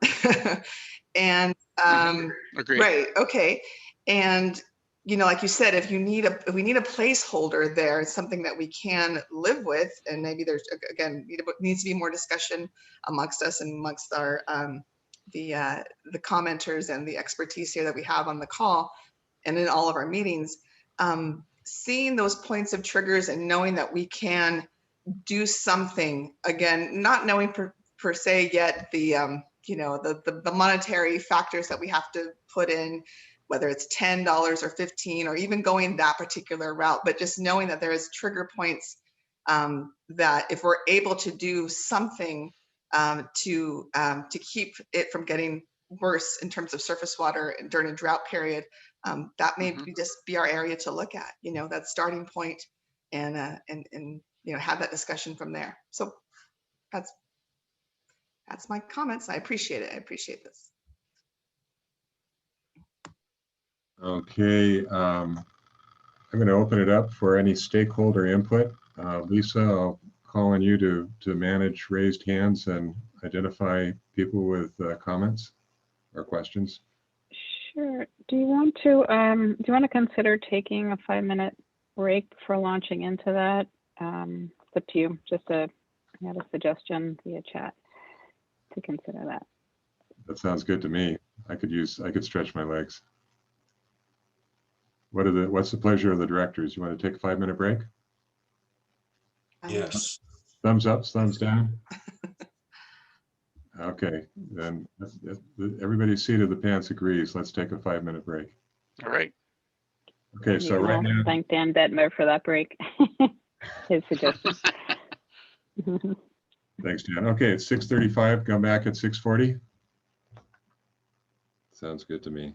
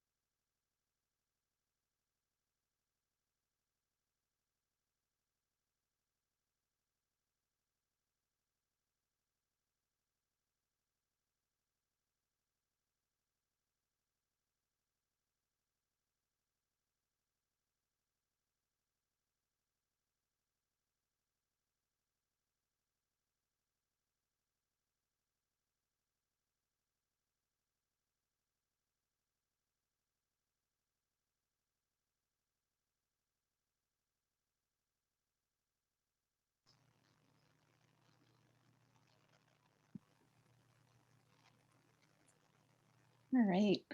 We're all refreshed. Breaker's a good idea. I'd like to thank Dan for that, especially since my wife just brought out some fresh chocolate chip cookies.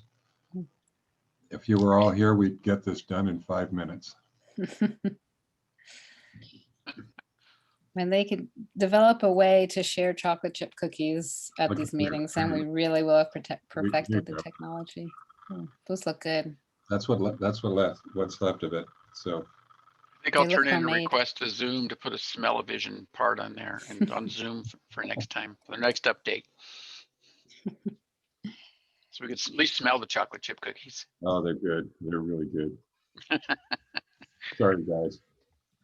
It'll be more of a tease, I think. Okay, super. So would you like to take one, or do you want to resume, Dr. McFadden?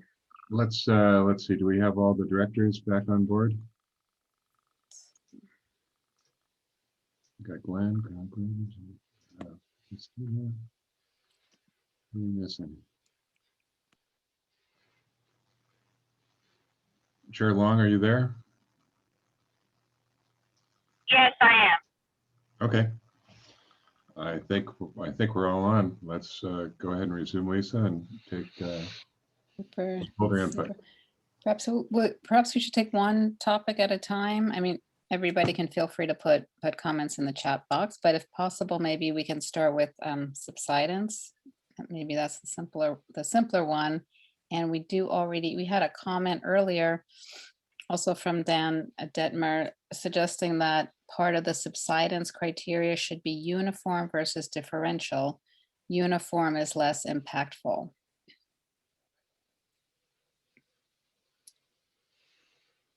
If anybody else has a comment, please, or a question, please feel free to raise your virtual hand or put a comment in the chat box. I'm not sure I understand Dan's comment. Could he explain it to us? Dan? Let's see if he's back. Maybe he took a longer break. No, I'm here. There, Thank you. If the subsidence is very focused, there can be differential compaction and local impacts. If the whole basin was subsiding uniformly, the gradients remain more consistent and they're probably not as big of a problem for local infrastructure. So that's what I was trying to illustrate. Yeah, and the assumption is we'll get differential subsidence. It won't, it'll be likely more towards the center of the valley than at the edges where the basin is much shallower. Right, or over structural features or benches, you know, if there's something on a bench and the valley subside or the sediments compact on the other side of the structural feature where the sediments are deeper, that could lead to problems. And hopefully the study could, as well as identifying the critical infrastructure, identify areas where that potential exists.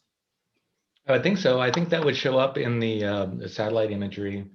You know, I think the resolution is such that we would see, well, as we've already seen with some of the work Stevens has done with those areas around the basin boundary that rebounded, I think there's sufficient resolution in some of the remote sensing that we can see kind of the areas that are moving or not.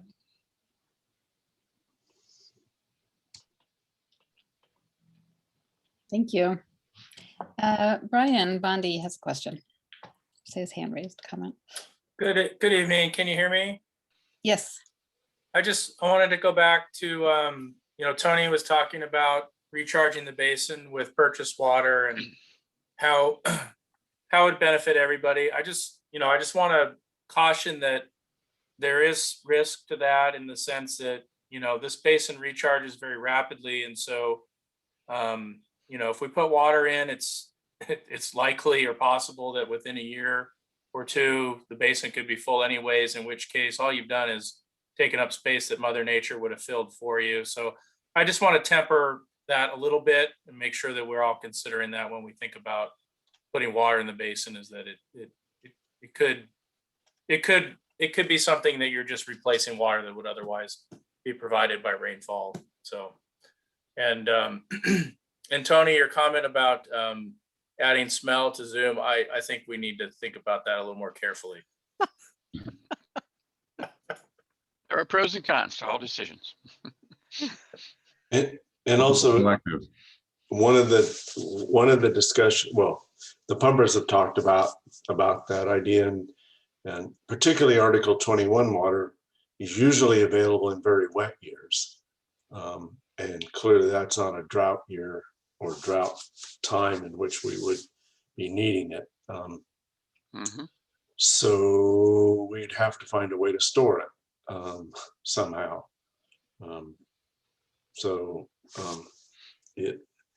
And the other thing to keep in mind is that if we charge a groundwater extraction charge of say $10 an acre foot to our households in the cities of Fillmore and Piru, given that a household uses about half an acre foot a year, that's a $5 a year increase in water expense to those cities, whether they pass it on in rate increases or not. So it kind of puts into perspective the amount of money we're spending or we would be collecting. So it's just for perspective.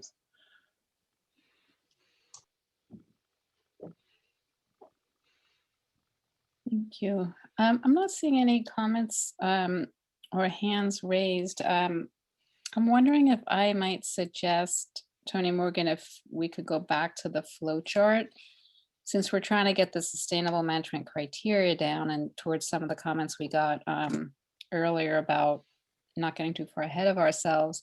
I was wondering if those trigger points are the sustainable management criteria, and if perhaps we could focus on that. You know, then if there's agreement about what the criteria is, then later on we could talk about, you know, what to do if it's exceeded, if that makes sense to everybody. Yeah, which chart were you meaning, Lisa? This one? Yeah, these flow or charts. the Yeah, previous one? are those trigger points? Would those kind of turn into sustainable management criteria? Would those be the minimum threshold that we're trying to come up with tonight? I don't view them as sustainable management criteria. They are triggers. There's something else outside of that. We're not setting SMCs based on GDEs, but we are recognizing that they are beneficial users, and we're proposing a program via the triggers to mitigate some of the impact to them. That keeps us out of the situation of having to say, well, we're going to set an SMC for shallow GDE oriented things, and that means that we have to restrict pumping in the basin significantly to be able to counter that. And that in itself drives other beneficial users having impacts. And I call this, and I've seen this in other basins that are doing this, I call this, we are now in the whack-a-mole phase. So we whack one down and another one pops up, and we whack that one down and something else pops up. So I was trying to not get us to fall into the whack-a-mole phase and to say we can still have our groundwater elevation SMCs at the base of the well screens as we have it defined right now, but we recognize that we got to do something. We got to consider the GDEs, and so we can consider those GDEs via the trigger program or the trigger concept that I was laying out. So I was trying to get us over that bump right there and onto a decision point. Thanks for that clarification. Sure. So then the sustainable management criteria for surface water would be as it was in the chart? As it was in the chart, there really aren't any significant beneficial users there of that. So if we have to set an MT for uses and users that don't exist, that's an awkward situation to be in. So for surface water, there's no environmental users. Maybe. No, there are environmental users, that's the GDEs, but we're setting them aside and dealing with them via the trigger concept is what I'm laying out here as a discussion point tonight. Thanks. Dr. Pacey. Well, I was just going to say, I think, and do we even understand? I guess I'm not completely sure that I understand in detail.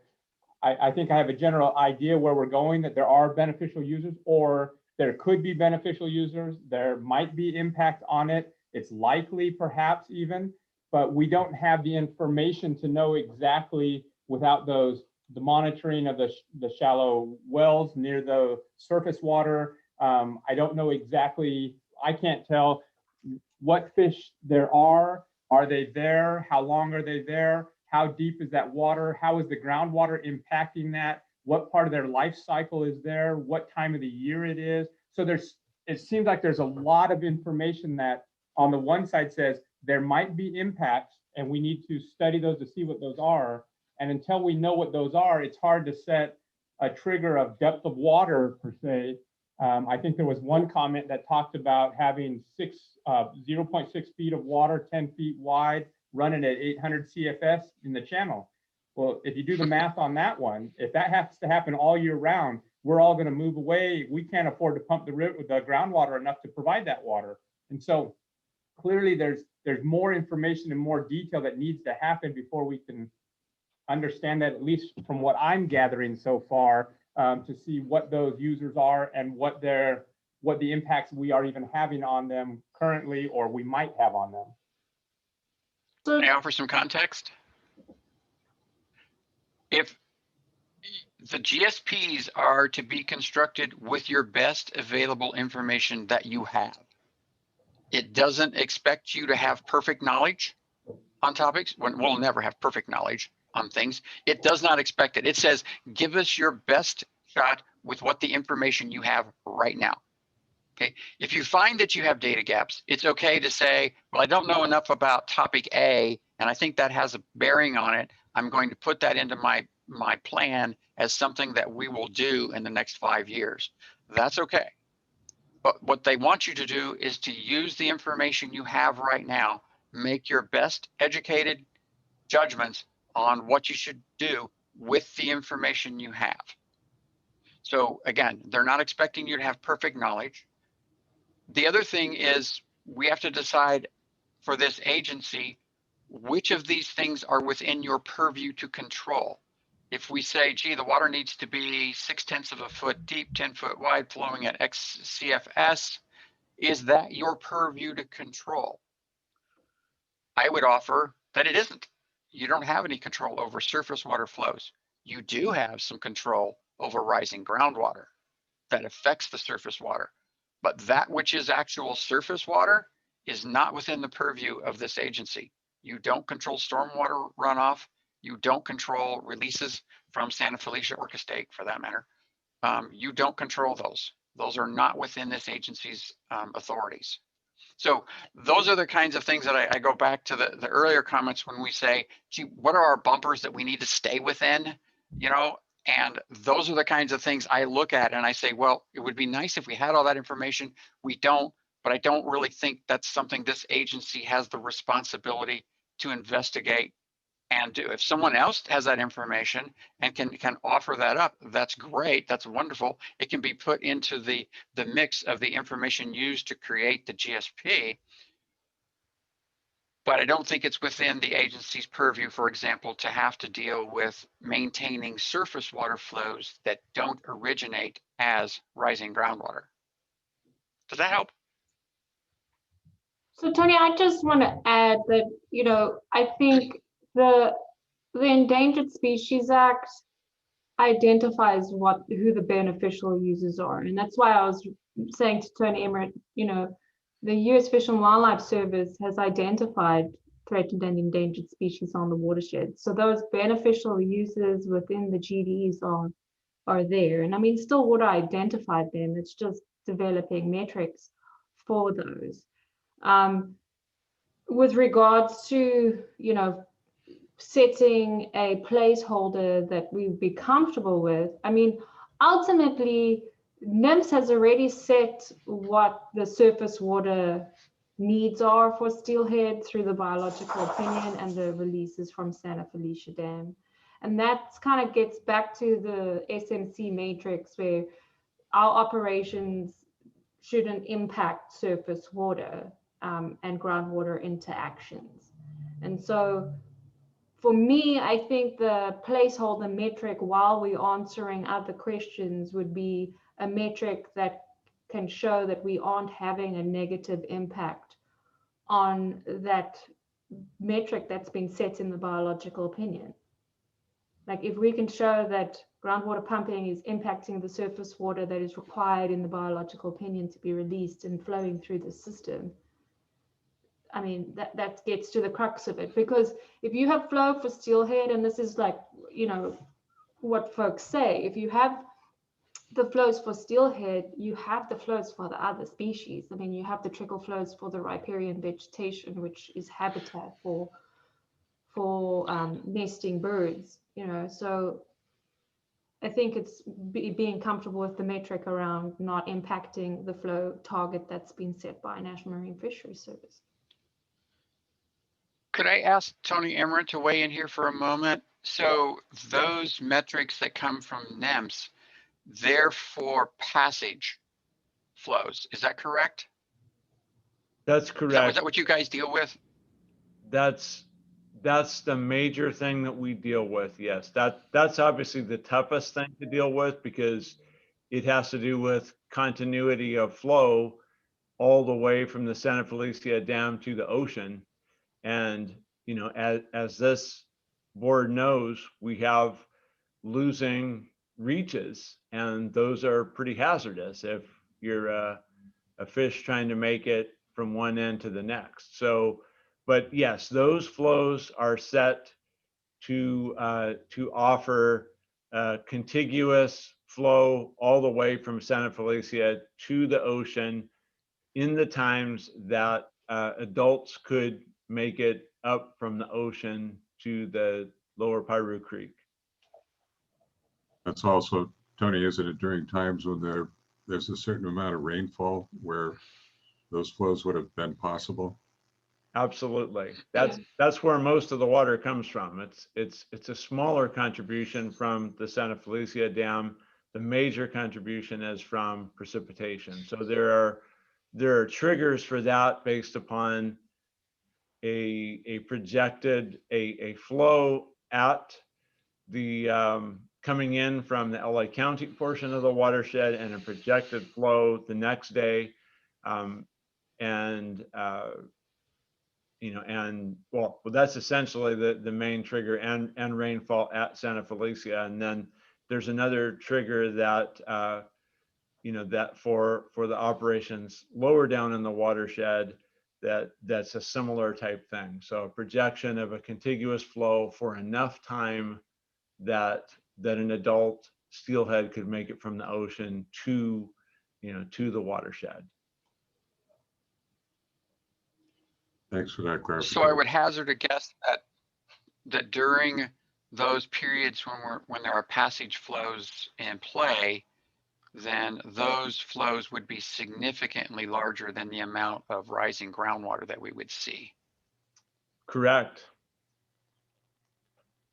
Okay, so they are the driver as opposed to the rising groundwater for that being a continuous connected reach of it. The rising groundwater can't accomplish that because of the losing reaches there. Okay, I'm making sure I understand what's going on with the passage flows. Thank you. Can I ask a question on that? In regards to that, so then could the minimum be what is the state's or federal's regulation on that, and that's what we use? Instead of saying the flow rate, what if we just state, you know, if our minimum requirement is lower than what the state or federal is calling out on those certain species? Or can we do below the 30 feet is what was called out by SGMA and make a trigger is hit if things happen really ridiculous for the 30. Does that make sense? I'm just wondering. I don't want to make more numbers when the state or federal have already called certain things out.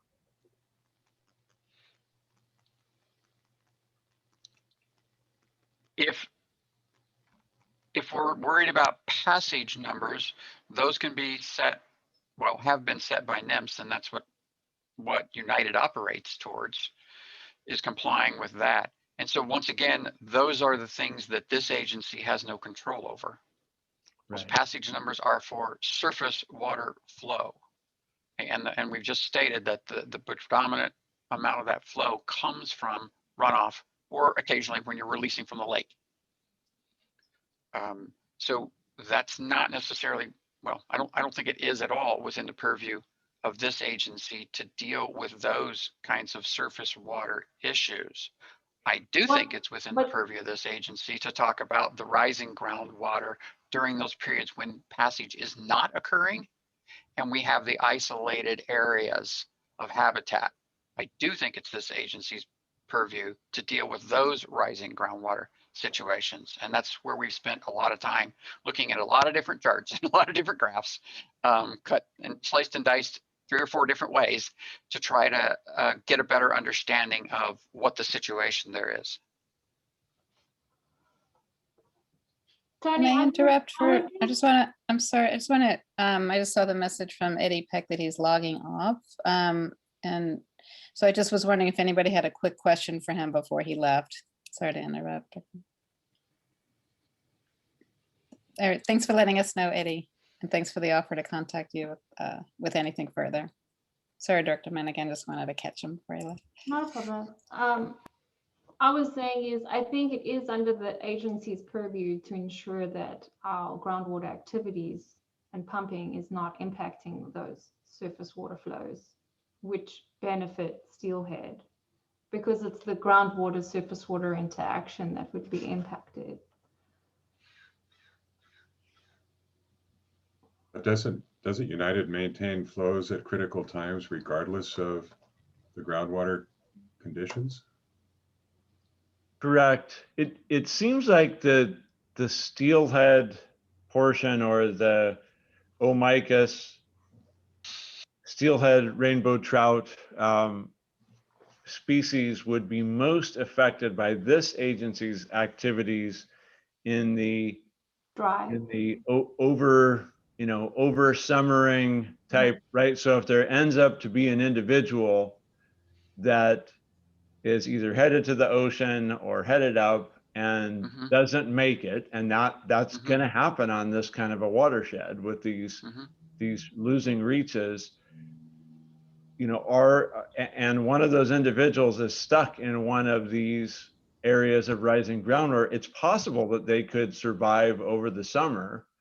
And I think it's more likely that that's going to happen in the East Grove, Willard Road area. That seems to be an area that maybe has better habitat for steelhead, and the Cienega fish hatchery area probably a little bit less.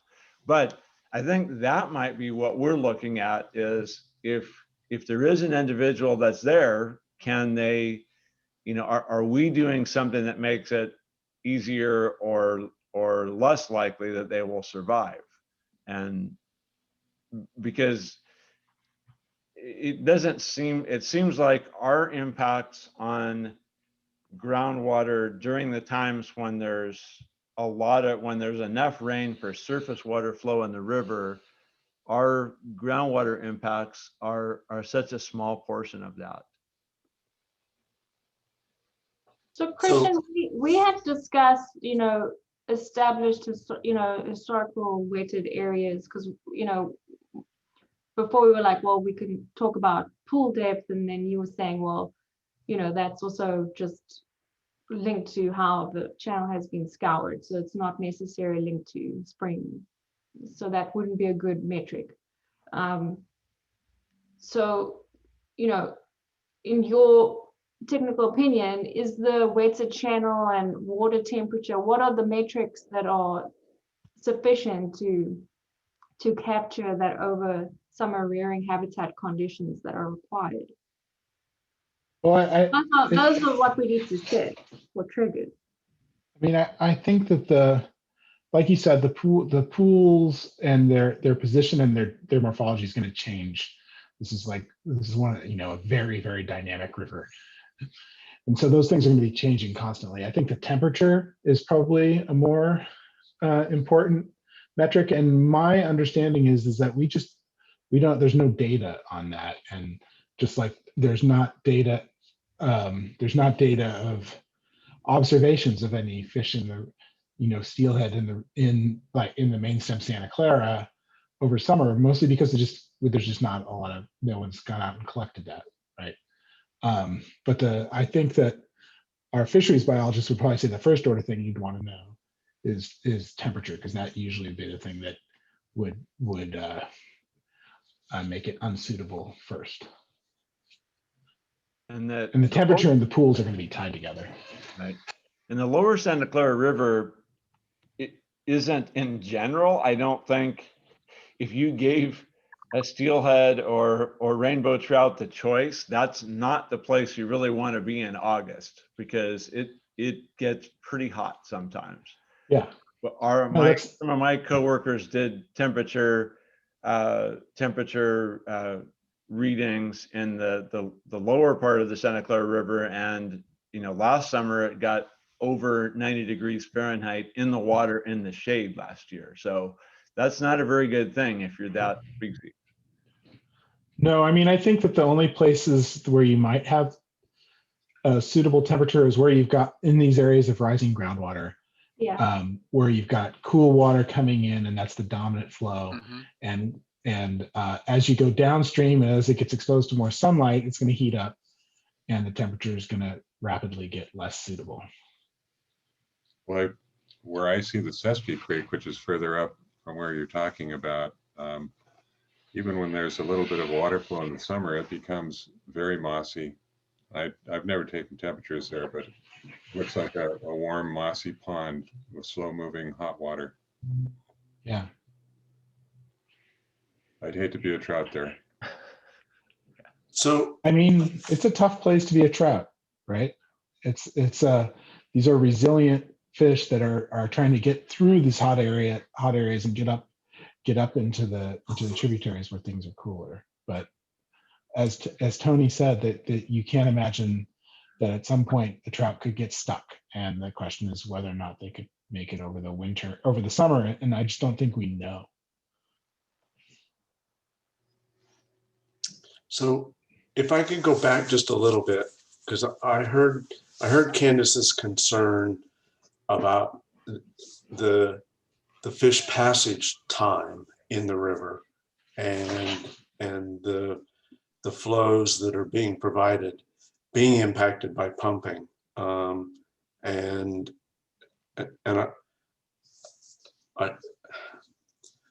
I think we all assume that it doesn't, because there's enough water released from the dam to provide that. But I'd like to be sure that Candace has a clear and is confident with that answer. And maybe that's a little bit geotechnical in terms of how much if there was, Tony, if there was enough groundwater pumping, could it, and the water levels drop far enough or are low enough, does that mean it would be not possible for stormwater to flow down the river without being absorbed, or that enough water couldn't be released to maintain those flows? I mean,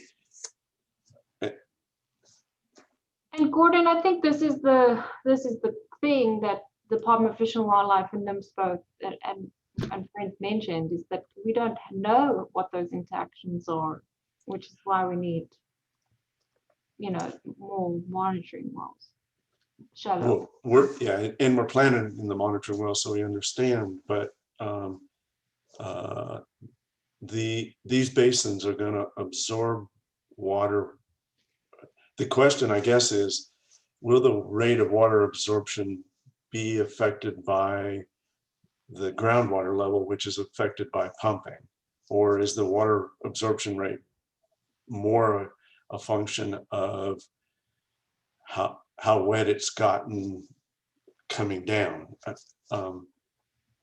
Understanding how the basin, because this is about the basins absorbing water from the river, from the water flowing in the river, and whether or not the groundwater levels have any significant impact on that. I think I'm framing it right. Because we can't move on, to me, until we have a reasonably good answer. We can't.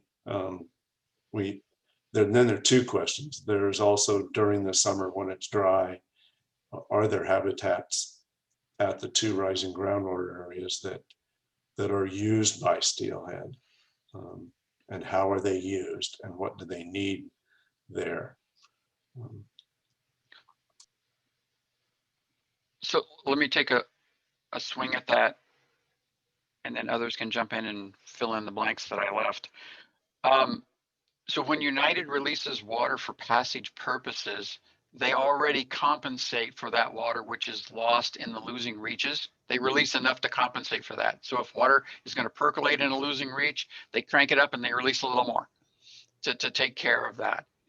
If there's rising groundwater in the area of the basin boundaries, for example, if there's rising groundwater, that means that water's already at the ground surface. By definition, then that near surface material is already saturated, so there's very little infiltration associated in those areas. By definition, we're having rising groundwater go to the surface. So we're not having infiltration go there. So that the effects of pumping there are negligible because we already have that ground saturated. We've already got surface water there.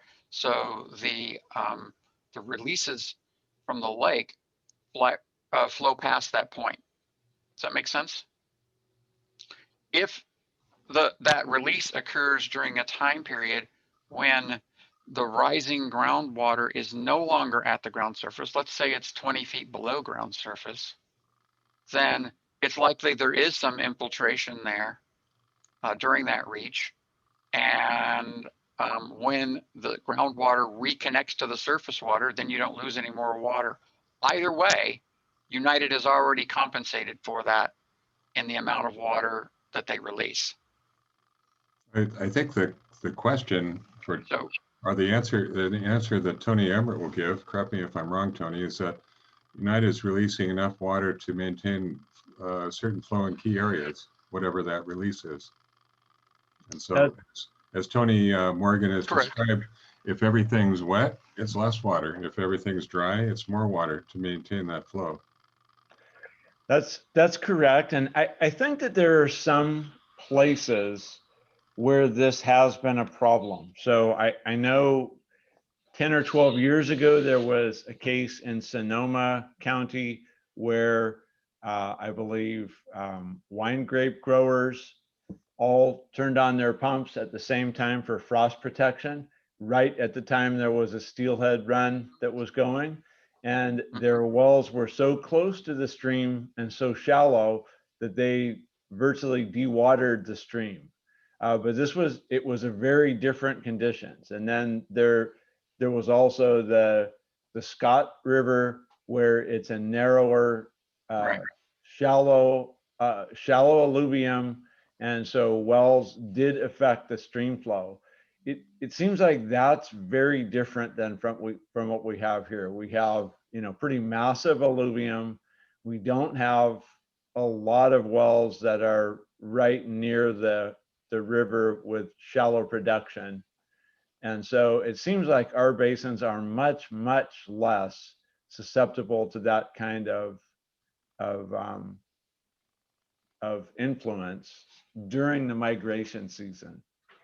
And, Has there ever been a time throughout any of the drought or any time when you're maintaining flows, you've been working on maintaining flows during the migration season where you haven't been able to maintain flows, such as like the examples that you gave. Could you repeat that? I couldn't hear all of it. Has there ever been a time that the flows that United has been maintaining to allow fish movement where you haven't been able to maintain those flows because of groundwater conditions in the history of United? Not to my knowledge. Typically, when those migration triggers occur, there's plenty of water.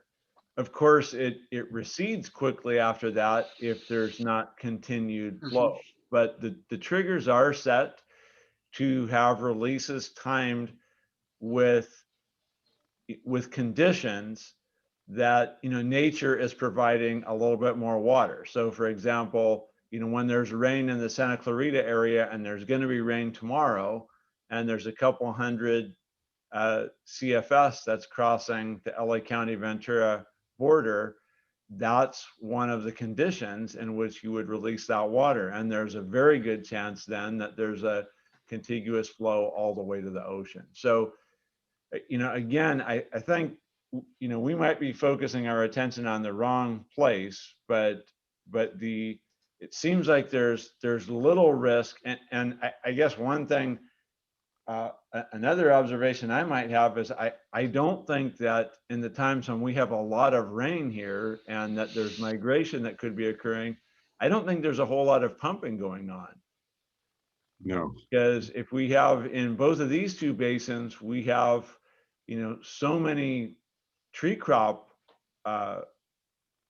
acreage that, you know, people who are experiencing an inch of rain or 2 inches of rain, they're going to be happy that they don't have to pump. So it seems like those conditions do not line up very well for causing a problem with steelhead and the migration. It seems like trying to imagine the scenario where there would be enough pumping to affect those flows, it's very difficult to think of a situation where that would happen. I can't. I don't want to say it's impossible, but I can't think of how it could. It just seems to me that for our first plan, that's not really the place we should put as much of our brain power, because that's either going to be a season in which mostly nature and regulation of the surface water flows provides the needs for fish passage, and the dry years is seems like it's the part that this agency should focus on more, because that's something that we have a little bit more control over. Does that make sense to you, Candace? So then my question for Christian is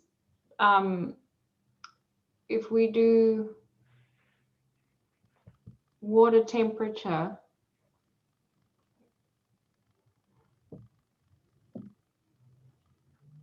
like, are you imagining putting out hobos and just ensuring that the water temperature stays a certain amount? I mean, how are you going to tease that out from just general,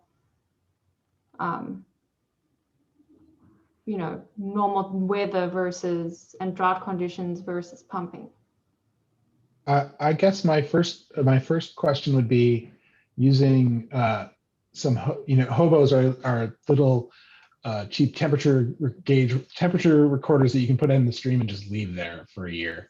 And my first question would be, in the areas where there's rising groundwater, are the temperatures even sufficient?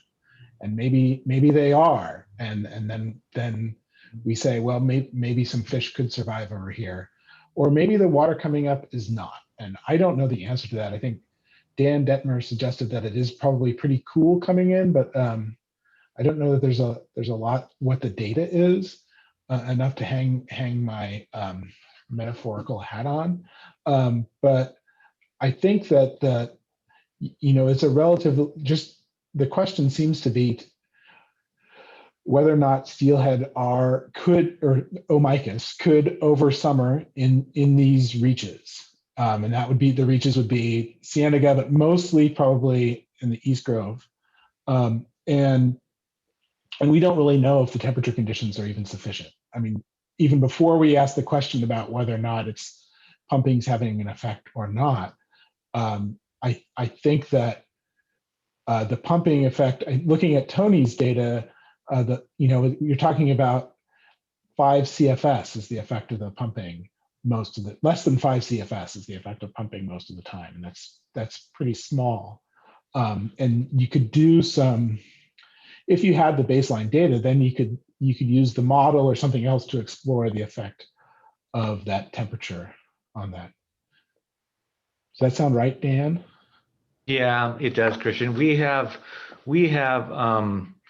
grab samples. We sample at those basin boundaries quarterly for water quality. We take a temperature measurement when we do that. So we have a data set that could help you with that assessment, but it is relatively cool. The groundwater is cooler than the surface water that flows through the sunny parts of the river. And so, yeah, it's relatively cool where it emerges from the groundwater flow system, and then it heats up as the sun hits it and the flow diminishes. But we have a limited amount of data that could get you started on that if you need it.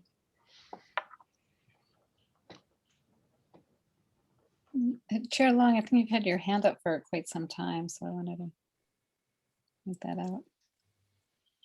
If you still had a question.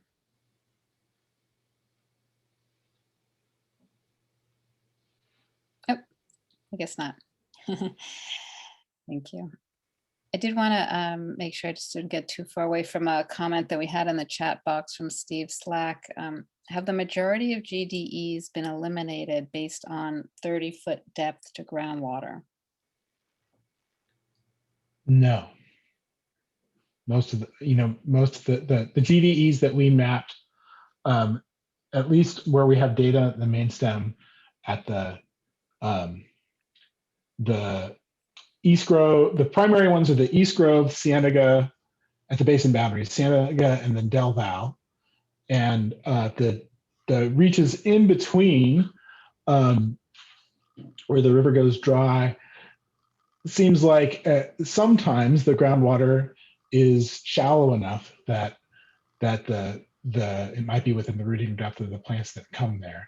But I would say that the majority have not been eliminated for 30 feet. Most of them are within that. If that makes any sense.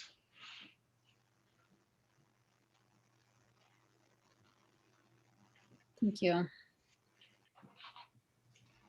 Do we have any more comments or questions, Lisa? I'm not seeing any at the moment. Anybody else want to raise their hand or put something in the chat box?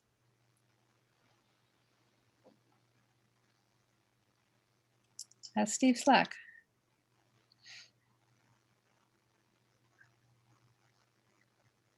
I just need to unmute.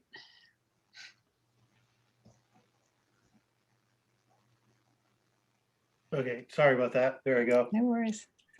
I had a question earlier, and maybe this is a little bit going backwards, but I just kind of wondered, I know it seems like we've been talking about the 2 major GDEs, and has a lot of them kind of been eliminated based on that 30-foot depth to groundwater? I just kind of wanted to see where we're at just with. Steve, just to be clear, do you mean the areas between the rising groundwater? Yeah, all those kind of other areas where you had some GDEs, but then because of the depth of groundwater, we kind of, have they actually kind of been eliminated, or we're not talking about those anymore? Just didn't know if that was all. Well, they're not areas of rising groundwater, so we don't consider them for that. They do have vegetation, and we eliminated places so we took a year where the groundwater was high, and we compared the groundwater elevation with the LIDAR of the ground surface. And we, where the groundwater was less than 30 feet, you don't see any GDEs in our map. I'm just mostly talking about along the Santa Clara River because we don't really have data on the tributaries. And so there are areas that don't have any map GDEs in them, and those were the ones that we eliminated based on the 30 feet. Okay. That helps. Yeah, I was just a little concerned because I know we've been seeing that you could have a groundwater table at 45 feet, yet still supporting plants that have roots to 30 feet deep. So kind of through that hydraulic redistribution, is that something that was considered? Oh, so but for hydraulic redistribution, you need to have some plants that are going down to 45 feet, right? Because what they're doing is they're pulling up stuff from the groundwater table and and then releasing water at the end of the day once they stop respiring. And so, if you had like a lot of oak, if you have an oak woodland where the roots are quite deep, you might expect to see some of that. But I don't think we were very conservative about what we kept in at 30 feet with the 30 feet. All right, thank you. Mm-hmm. Thanks, Steve. We have another comment in the chat box from Matt Freeman. He says, remember there are substantial amounts of invasive vegetative species that are using tremendous amounts of surface water daily, which are negatively affecting surface water flows for beneficial users. Which, if invasive species could be eliminated, it would probably have the greatest impact on rising groundwater in the GDEs, benefiting aquatic species.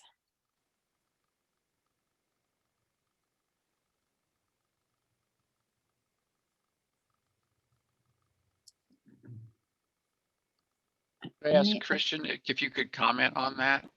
Is there a lot of heavy water demand from invasives in the Cienega area, for example? There's a lot in the Cienega area. There's quite a bit of arundo that we've mapped there. Mm-hmm. And I think we have a figure in our report that shows where that is. And no one's done the calculation of how much the groundwater is being depleted by those invasive species. Someone may have, but I'm not aware of it. And I think Brian Bondi mentioned in a previous meeting we had that the water use by those invasives is relatively contentious. People they know that they use a lot of water and probably more water than the native vegetation, but the exact value ends up is not certain. And so I don't know that people have done the calculation of how much you would increase the surface water flow based on those removing those invasive species. Mm-hmm.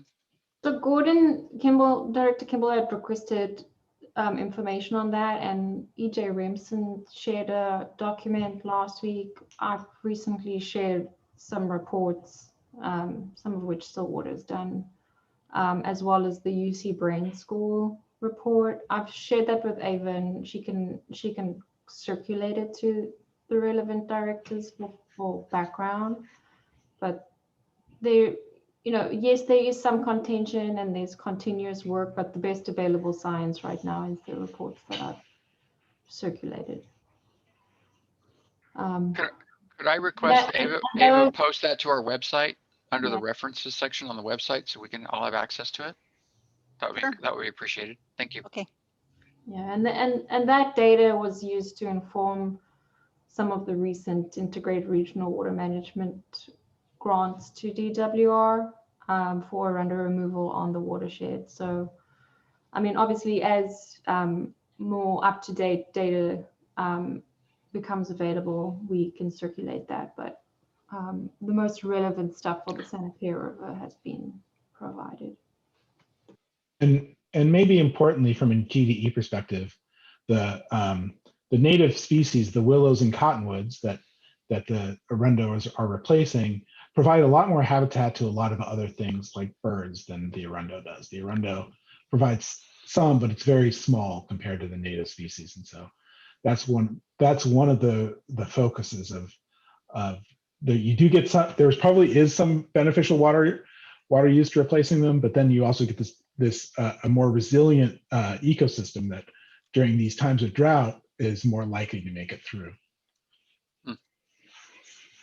Christian, I'm looking at a Google Earth image of the scenic area. It looks like a significant portion of the larger vegetation in that area is Arundo. Is that Yeah. true?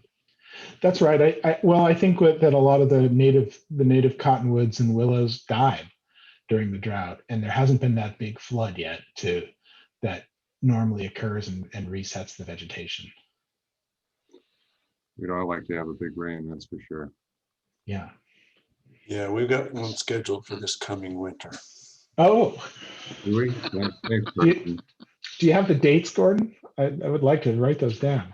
I'd like to find my irrigation, please. Well, Lisa, are there any other comments out there?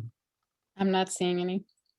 Okay, it seems like we're kind of stalled here and we're running around in circles. Tony, is there anything else you'd like to cover or something that we could do to help you with that relentless schedule that we have to follow? Well, I think what we're facing here is the dilemma of what are we going to put in the document for the sustainable management criteria for this topic that we're discussing extensively this evening and other evenings. So we're going to have to make some decisions knowing that they're not permanent. They can be changed. We can update, we can do our adaptive management thing and morph as we go along the way. So, but we got to have something that we can put in the document for now. And that will be a stumbling block if we can't come to some sort of resolution as to what we want to say. Again, I emphasize you don't have to have perfect knowledge on any of this. That is not a DWR expectation. If you don't have perfect knowledge, it is also expected that you're going to say, here's what we plan to do to begin to try to perfect our knowledge, to fill in some of the data gaps. That's part of your projects and management actions that you're going to take to make you smarter and more informed the next time you update your GSP.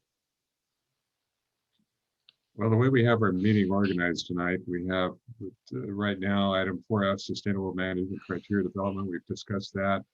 It's potentially a motion item. The feeling I get from the board right now, correct me if I'm wrong, is that I'm not sure we have a motion that we would want to put forth now. Is that the feeling of the board? I think we have, for land subsidence, I could support giving the clear direction on the MTs for land subsidence tonight. I think we've given enough to keep that chart going. To me, it's the question on the surface water depletion that seems to be the concern. It doesn't feel like there's been anything from any sides that have set forth an MT, something that is somewhat defensible right now to place there, but there's been a lot of identification of where data gaps are, if you will. Well, do you want to try tackling the subsidence by making a motion and see if it flies?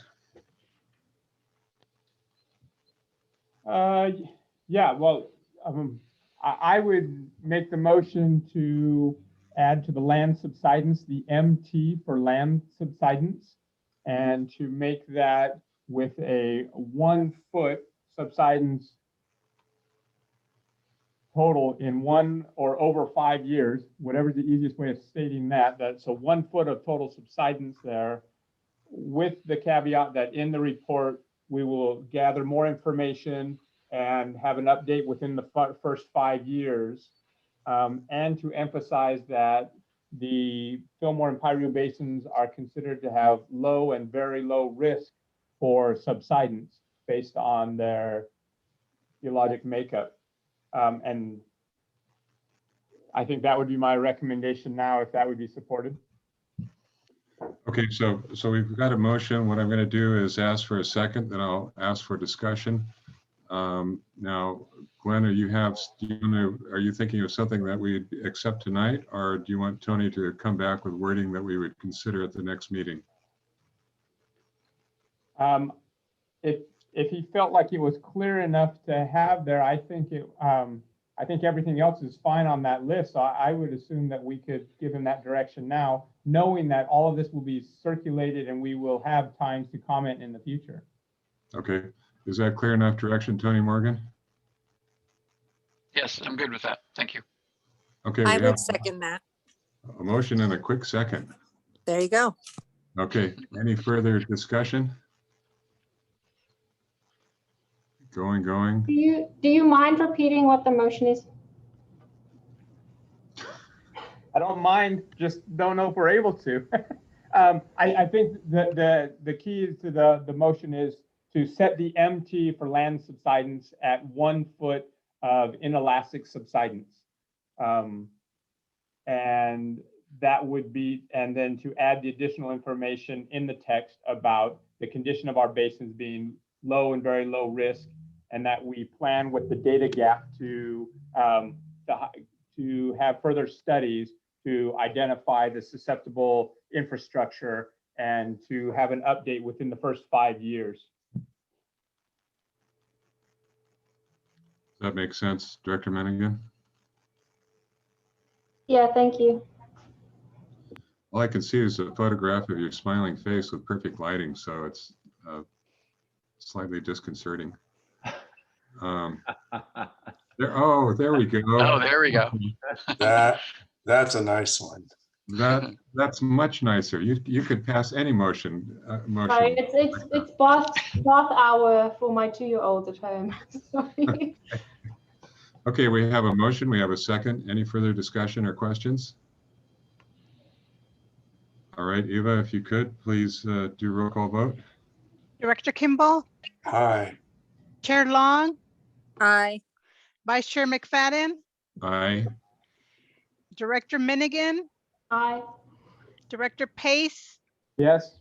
Director Villaseñor. Aye. Perfect.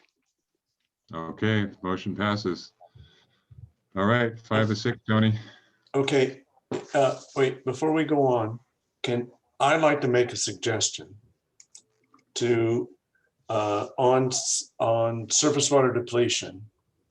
I'd like to suggest a management objective, which is the one requested by the environmental stakeholder, that the management objective for surface water depletion is the groundwater levels at 2011. So the objective is to keep our basin, to get the basin full and keep it full as we have identified for the other elements. And then that leaves us just with the minimum threshold to deal with. So it narrows the discussion and focuses on what's really important. Question I have, Gordon, isn't that outside the direction of the purview of Sigma? Since January 2015 is the baseline year? We can't make it any worse than 2015, right? It's Correct. not. Correct. So Tony, would that be an appropriate MO? It actually is your MO for groundwater elevation and groundwater storage. Right. Right. So would it still be appropriate here? Sure. Any thoughts or discussions from, right, sorry, Gordon, are you done? Yeah, I am. Thoughts and discussions by other directors? I'd be in support of that. That was a request from the Nature Conservancy and others.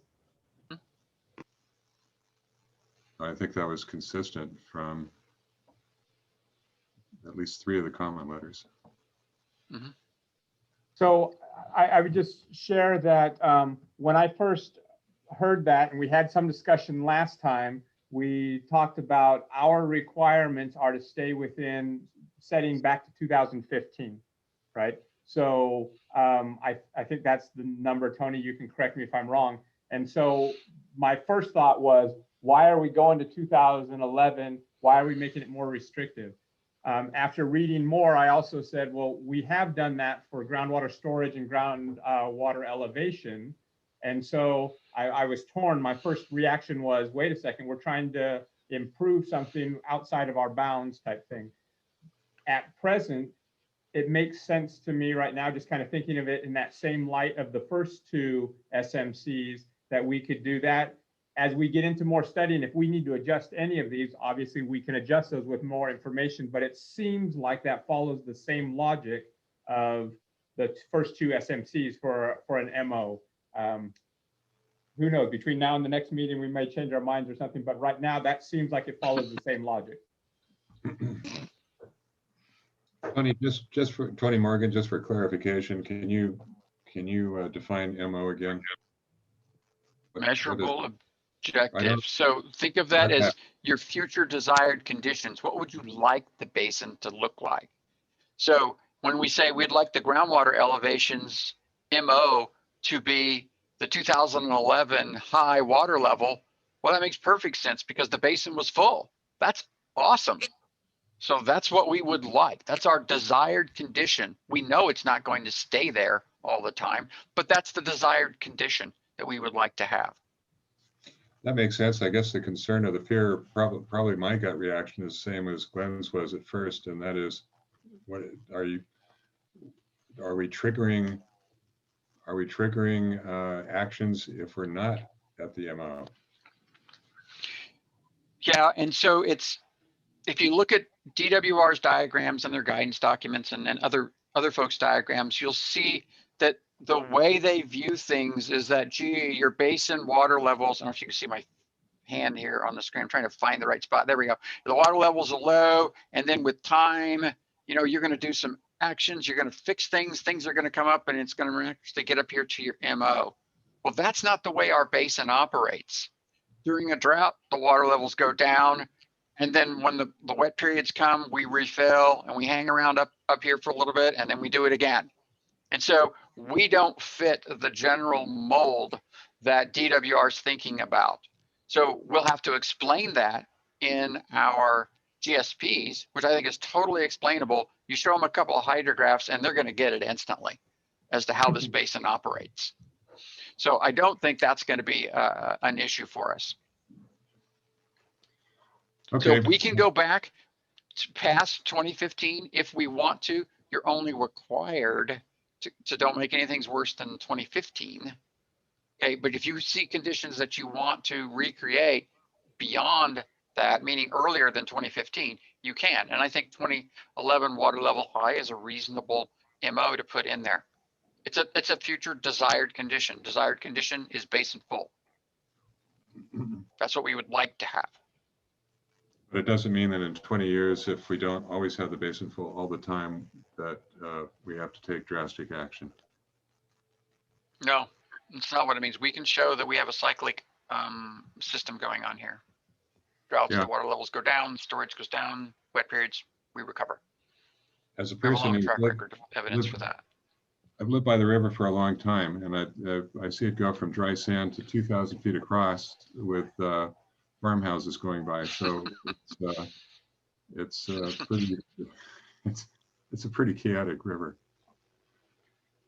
Okay. Yes, for sure. Do we want to, as a board, accept that? Just take it one little step at a time, accept that MO for surface water depletion? Or do we want to consider that and come back at another meeting? So I would recommend maybe considering that and having Tony kind of maybe write that in. I would have one clarification. Tony, can you confirm what, just remind me, when we say a sustainable, what does it mean that our basin is sustainable? Are they saying that you have hit the MOs at least 3 times over the next 20 years and that you've never gone below an MT, or that you hit an average? Or, I mean, how are they going to say, yes, you passed the test of a sustainable basin? Okay, in true bureaucratic regulator fashion, they don't define sustainability. They pass the buck and let you define sustainability. Okay, so that's a thank you you can give to Sacramento to let you have the authority to do that. Secondly, they want you to avoid significant and unreasonable impacts to beneficial uses and users. That's their language. So if you're avoiding all of the MTs, we have set MTs at the point where we think we have significant and unreasonable impacts.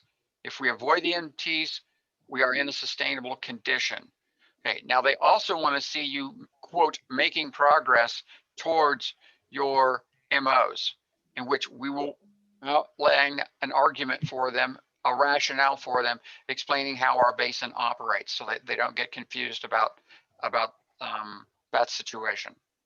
So that's really the crux of it right there. Okay, no, that's helpful. I appreciate that. Yeah.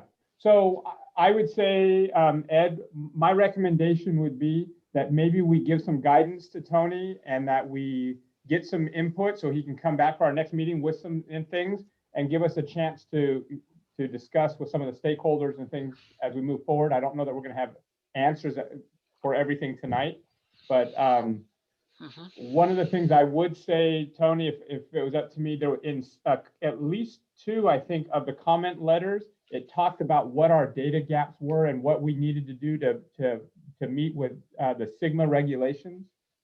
One of those, it kind of bullet pointed those out, talked about conducting groundwater extraction analysis and assessment. And another one was developing and implementing groundwater monitoring and management program.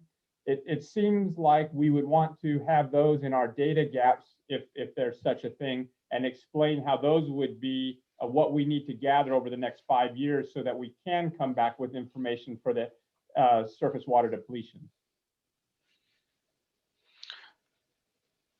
Okay, part of those data gaps are in the monitoring plan and data gaps analysis tech memo. That's been on the server there for a while, I think. We've been talking about some of those data gaps along the way here, and I've got notes in my notebook here of things that we've mentioned that we'll pull out and add to the GSPs.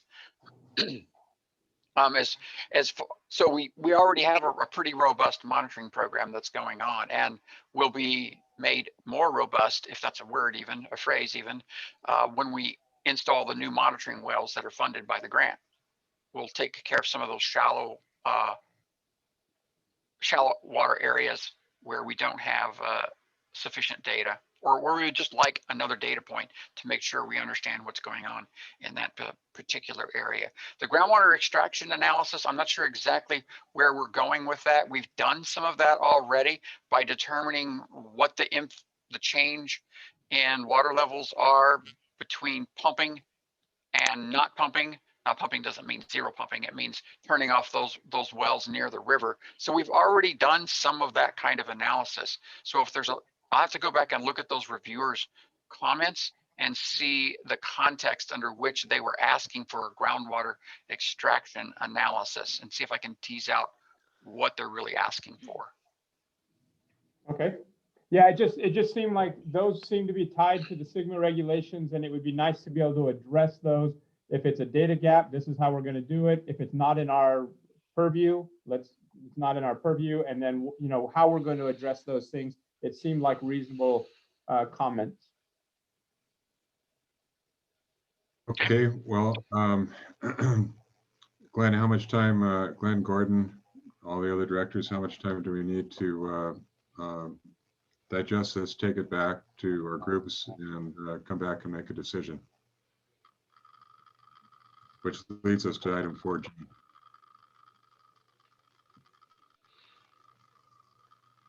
Well, to me, it feels like we can have another conversation. We can grab our pumpers and we can talk in a couple of weeks and get back to another meeting.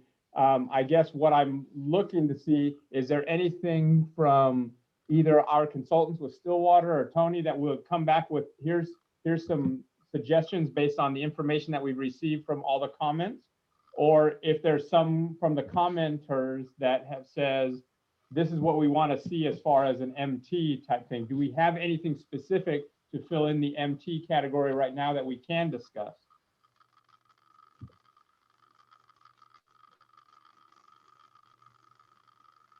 I mean, one thought that comes to my mind is, do we choose the wetted reach from 2015 and say, okay, whatever the wetted reach in 2015 was, that's what we're going to start as an MT, because that's the year we have to go to and say that's what our, I don't even know if that makes sense.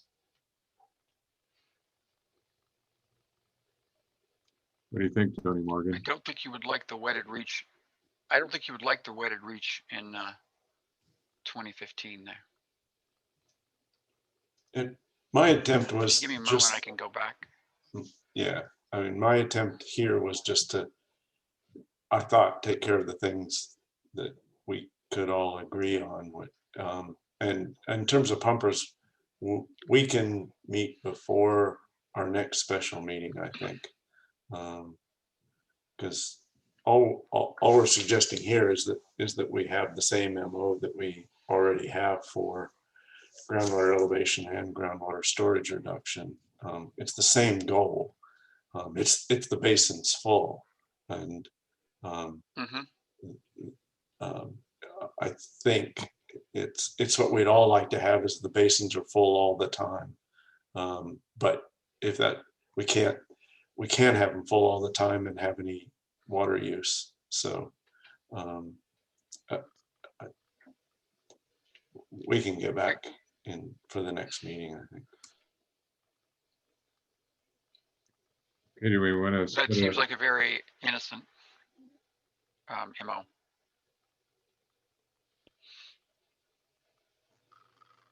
And it leaves us hopefully with just the most challenging one, which is the MT for surface water depletion.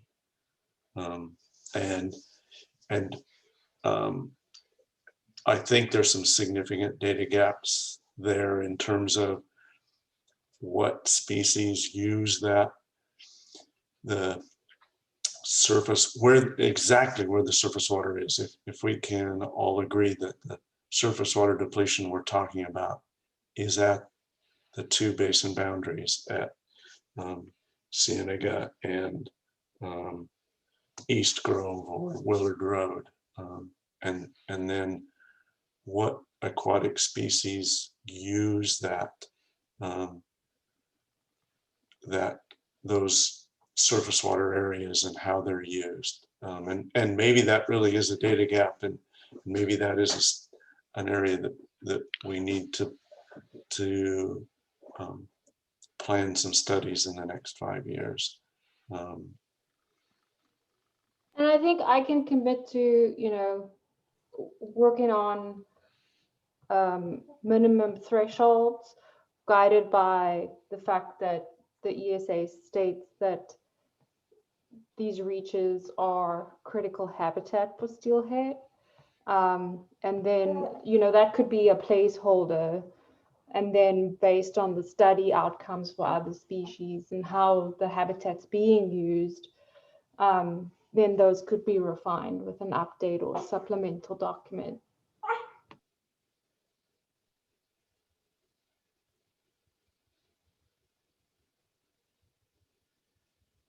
Okay.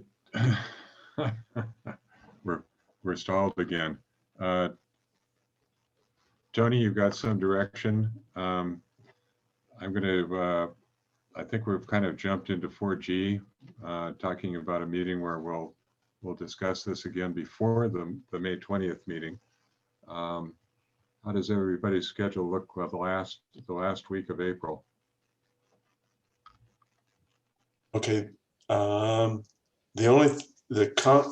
thing I'd like to add is that I understand that the Upper Ventura River GSA is having a stakeholder workshop on our Thursday, the 29th. And it's likely that environmental stakeholders will want to attend that meeting. So we might want to black that out of our choices. Let's just assume that. I think that's fair to to that community. Okay. How about the week of the 3rd? Like the 6th? I'm open on the 6th. Kelly, are you there? Uh-oh. Okay, I'm open, Ed. I I'm am also too. open. Okay, me too. All right. Shall we schedule the next meeting to hopefully finish out the SMCs on Thursday, the 6th?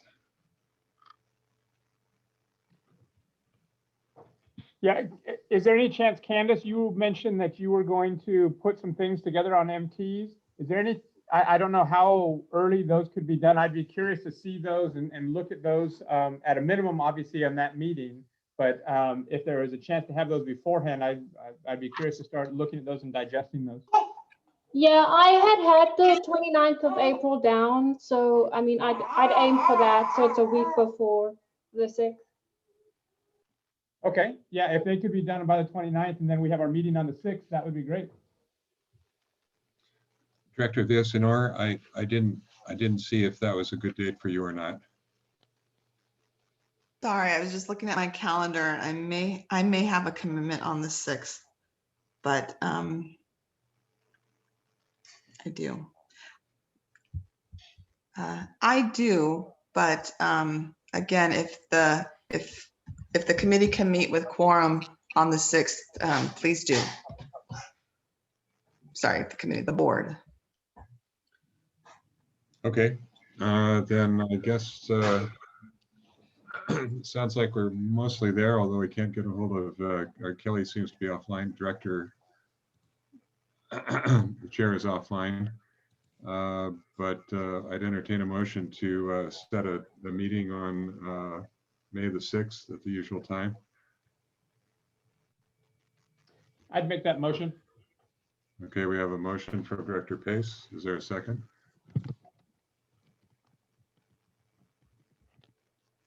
I'll second, but it's reluctant because I'm not happy. I mean, these are critical elements of the GSP, and I just don't like it that one of our key stakeholder representatives will not be at the meeting. Maybe it's reality, but I just hate doing it. So let's look at options. I agree. It's nothing more important than this. This will probably be the most important decision we've made. Yeah. So, Glenn, you want to retract that motion and consider other options? So I'm well, available. I'm sorry, that let whole me. week. Oh, go ahead. Go ahead. Oh, I'm sorry, Glenn. Was that you could not make it also on the 6th? Is that what was going on? No, I can make it on the 6th. I'm available all week. Okay. No, I will move my schedule around. Absolutely. And I'll make sure that this works. So I'll work on that and I can be at the meeting. Okay, it Thank sounds you. like the only unknown is Chair Long. Yes, I can make it. There you are. Oh, good. Okay, we have a So- motion. Is there a second?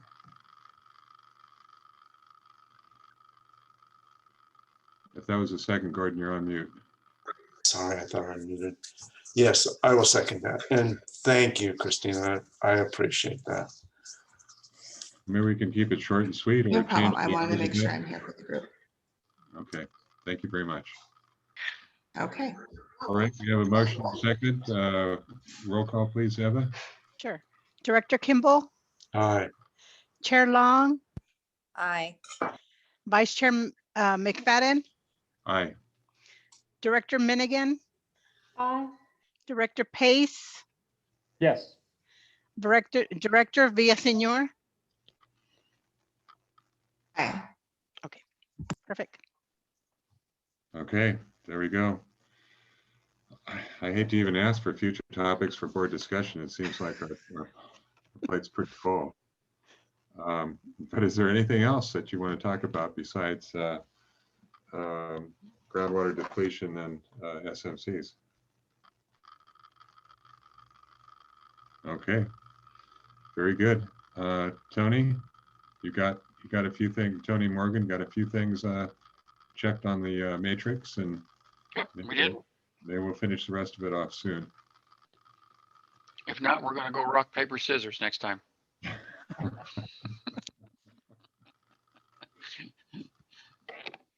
Okay. Is there any other discussion, questions, comments that board members would like to make before we adjourn? Okay, hearing none, we're adjourned. At whatever Good time night. it is. We're adjourned at Good night, 8:09. all. Good night, good night. Thank you. Good Thanks, night, Jason. all. Thanks, all. Good night. Good night, everyone.